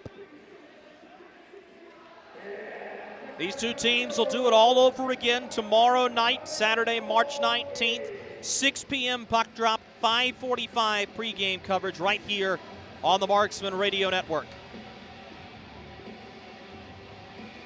It'll be Carolina Reapers night. The Marksmen will rebrand for one night only. It'll be a fun one. Dumped back behind the net. As the Marksmen go to chase this one, it'll be taken instead by the Bulls and the captain, Mike Davis. Pitches it ahead for Carson Rose to go chase it. Gets around Hoffman. Gives it right in front for Bates. His shot knocked down by Polowski, but a big rebound unable to be cleared. Hayden Stewart standing at the hash marks. Here's a drive wide of the far side goal post as Mike Davis crashes to hold the line. That up to the point. Davis flings it toward the net. Polowski doesn't know where it is. It's trapped between his leg pads. 3:12 to go in the third period. Birmingham does have a timeout in their back pocket should they choose to use it. Stewart standing at the top of the face-off circle. Craig Simchuk and Kevin Kerr have the hands out holding it. Marksman will win the draw. Pass to the near side boards is cleared out. There's a hard hit delivered on, I believe, it was Fraze. He gets up, dusts himself off. Is driving in here is Birmingham. We've got an arm up and a delayed penalty against the Marksmen. Sam Storman back checking to find the puck. He does. A cross-ice pass is batted out of midair. Puck has to be controlled by the offending team, so we'll keep going. 2:40 to go in the third period. A delayed penalty coming up against the Fayetteville Marksmen. Every penalty has resulted in a power play goal to this point. Carson Rose, stick handling to the high slot. His wrister's high of the crossbar. The Marksmen touch it, and now they will go to the Freddy's penalty kill.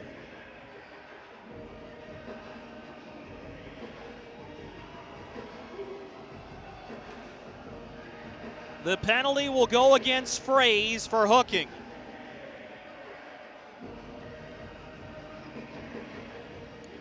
And a long 2 minutes awaits the Marksmen with just 2:25 to go in this third period.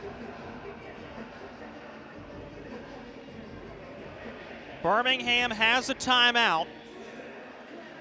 Returning to the ice is Hayden Stewart. Now this one's interesting to me. I'd imagine a face-off win he goes, but the Marksmen win it, and they'll clear it right back down to the other end. Keep in mind, the Marksmen can't ice it on the penalty kill, which means free unlimited attempts at the empty net when it comes.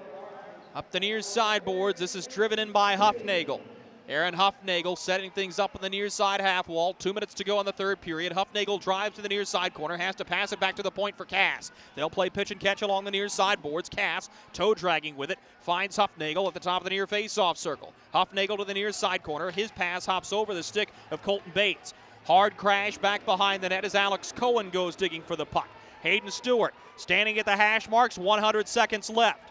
Kevin Kerr and Craig Simchuk with their hands up as the Bulls control. This is Cass now to the far side face-off circle. He was looking for help from Jordan Martin over his stick. Now the Marksmen trap the puck. They'll backhand it between the defensemen. This one's all the way out. 1 minute and 30 seconds to go. Hayden Stewart at the top of the face-off circle. He'll backhand to Carson Rose here as the top group's going to come out for Birmingham. Strap in, folks. This will be a fun finish. Here's Papalardo to the far side wing. The Bulls are into attacking ice. Nippert shoots it to Carson Rose at the top of the near circle, empty net at the other end. Birmingham walks it up to the point. Papalardo sweeps across for Carson Rose. A takedown in front, loosens the puck for Colton Fletcher. Fletcher plays it right back behind the net for Donahue. Calling for it back. Fletcher has it at the top of the near face-off circle. Fletcher will feed to the far side point as Birmingham will dust it off there. This was a centering pass intended for Davis. Intercepted the Marksmen. Fling it toward the empty net. It's wide of the near post. Birmingham back to grab it quickly. 40 seconds to go in the hockey game. Brought up ice by Huffnagel. Gives to Davis, but the pass was behind him. Davis corrals in the far side corner. Finds Papalardo. He shoots through traffic. Sticked away by Polowski. Rebound stuck in front. Donahue has it. His shot blocked. And the Marksmen ice it again. This one lands perfectly behind the net with 20 seconds to go in the third period. You hear the cheers ringing. One last rush up ice for Birmingham. This is Papalardo. Blows by his guy as we go back to even strength. Papalardo bumped. The puck right back out to center. 7 seconds to go in the hockey game. Colton Fletcher forced to dump it in. 3 seconds to go. The countdown begins. Painted black and orange. The Marksmen survive, and they score a massive victory by a final count of 4-3.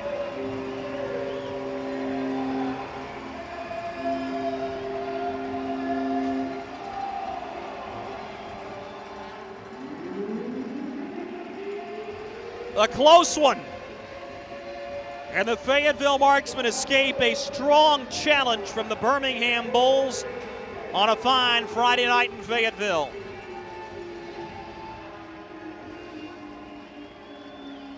We'll step aside for these messages from our corporate partners. Tune over to the Marksman Radio Network for Marksman Postgame right after this. Something big is coming. Something so big, it'll change the world of chicken sandwiches. Zaxby's new signature sandwich with Zax sauce or new spicy Zax sauce. Because the chicken sandwich war ain't over yet. The new signature sandwich. All the other little sandwiches can run along. We'll take it from here. Hey you. Are you hearing this but not seeing this? You can change that.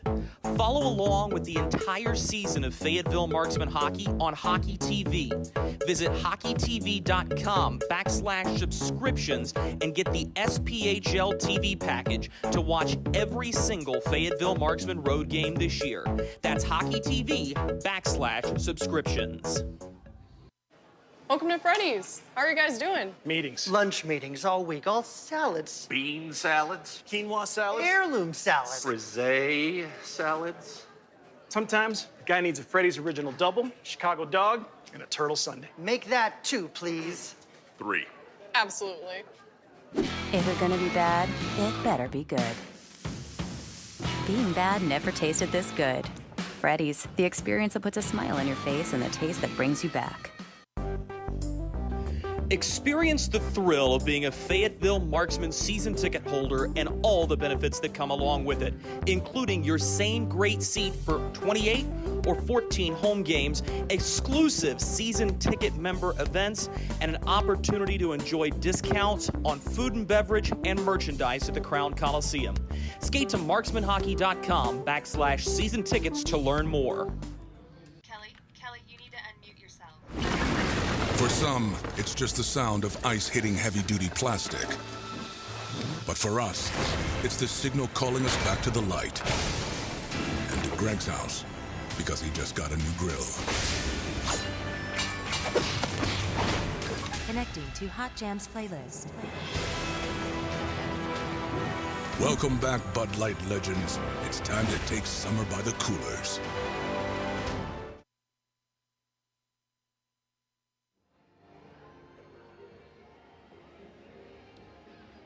Welcome back to Fayetteville, North Carolina. Inside the broadcast booth with you, I'm Drew Blevins. This was a game to remember, and though it was hotly contested for Corey Melkert, there's going to be an air of improvement that he wants to find. The Fayetteville Marksmen defeat the Birmingham Bulls by a final count of 4-3. Let's go ahead and put this game on reset for you.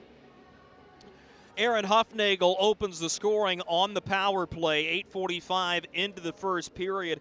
Huffnagel's goal was his third of the season. The Marksmen would get it back in the final minute of the third period with Drake Glover finding a puck-sized hole between the arm and the body of Hayden Stewart.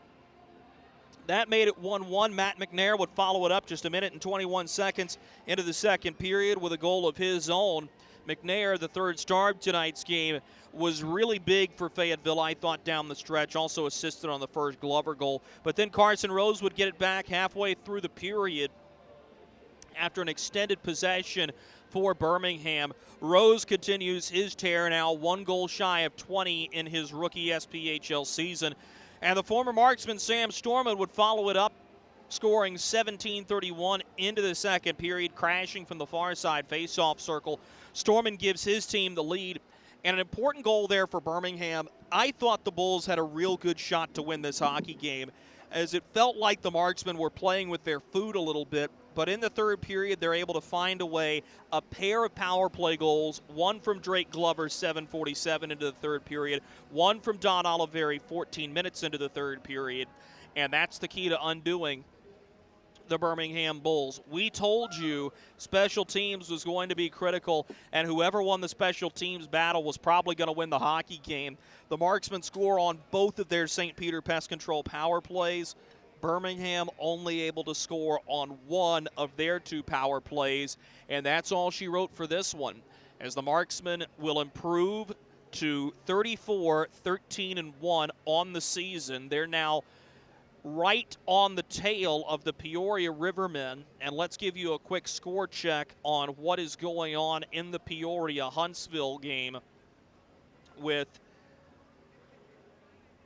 just 4 minutes to go in the second period. Huntsville leading Peoria 3-1. So for the Marksmen, it's time to start putting on the red and black and pulling for the havoc, as a win for Huntsville means tomorrow the Fayetteville Marksmen can pull as close as 2 points out of third position in the SPHL playoffs. And right now, at least, that would set up a matchup against the Pensacola Ice Flyers, a team that just clinched a playoff spot and currently is comfortably in the 6th position. Final shots on goal for you in the third period for the Fayetteville Marksmen, 8 and a game total of 35.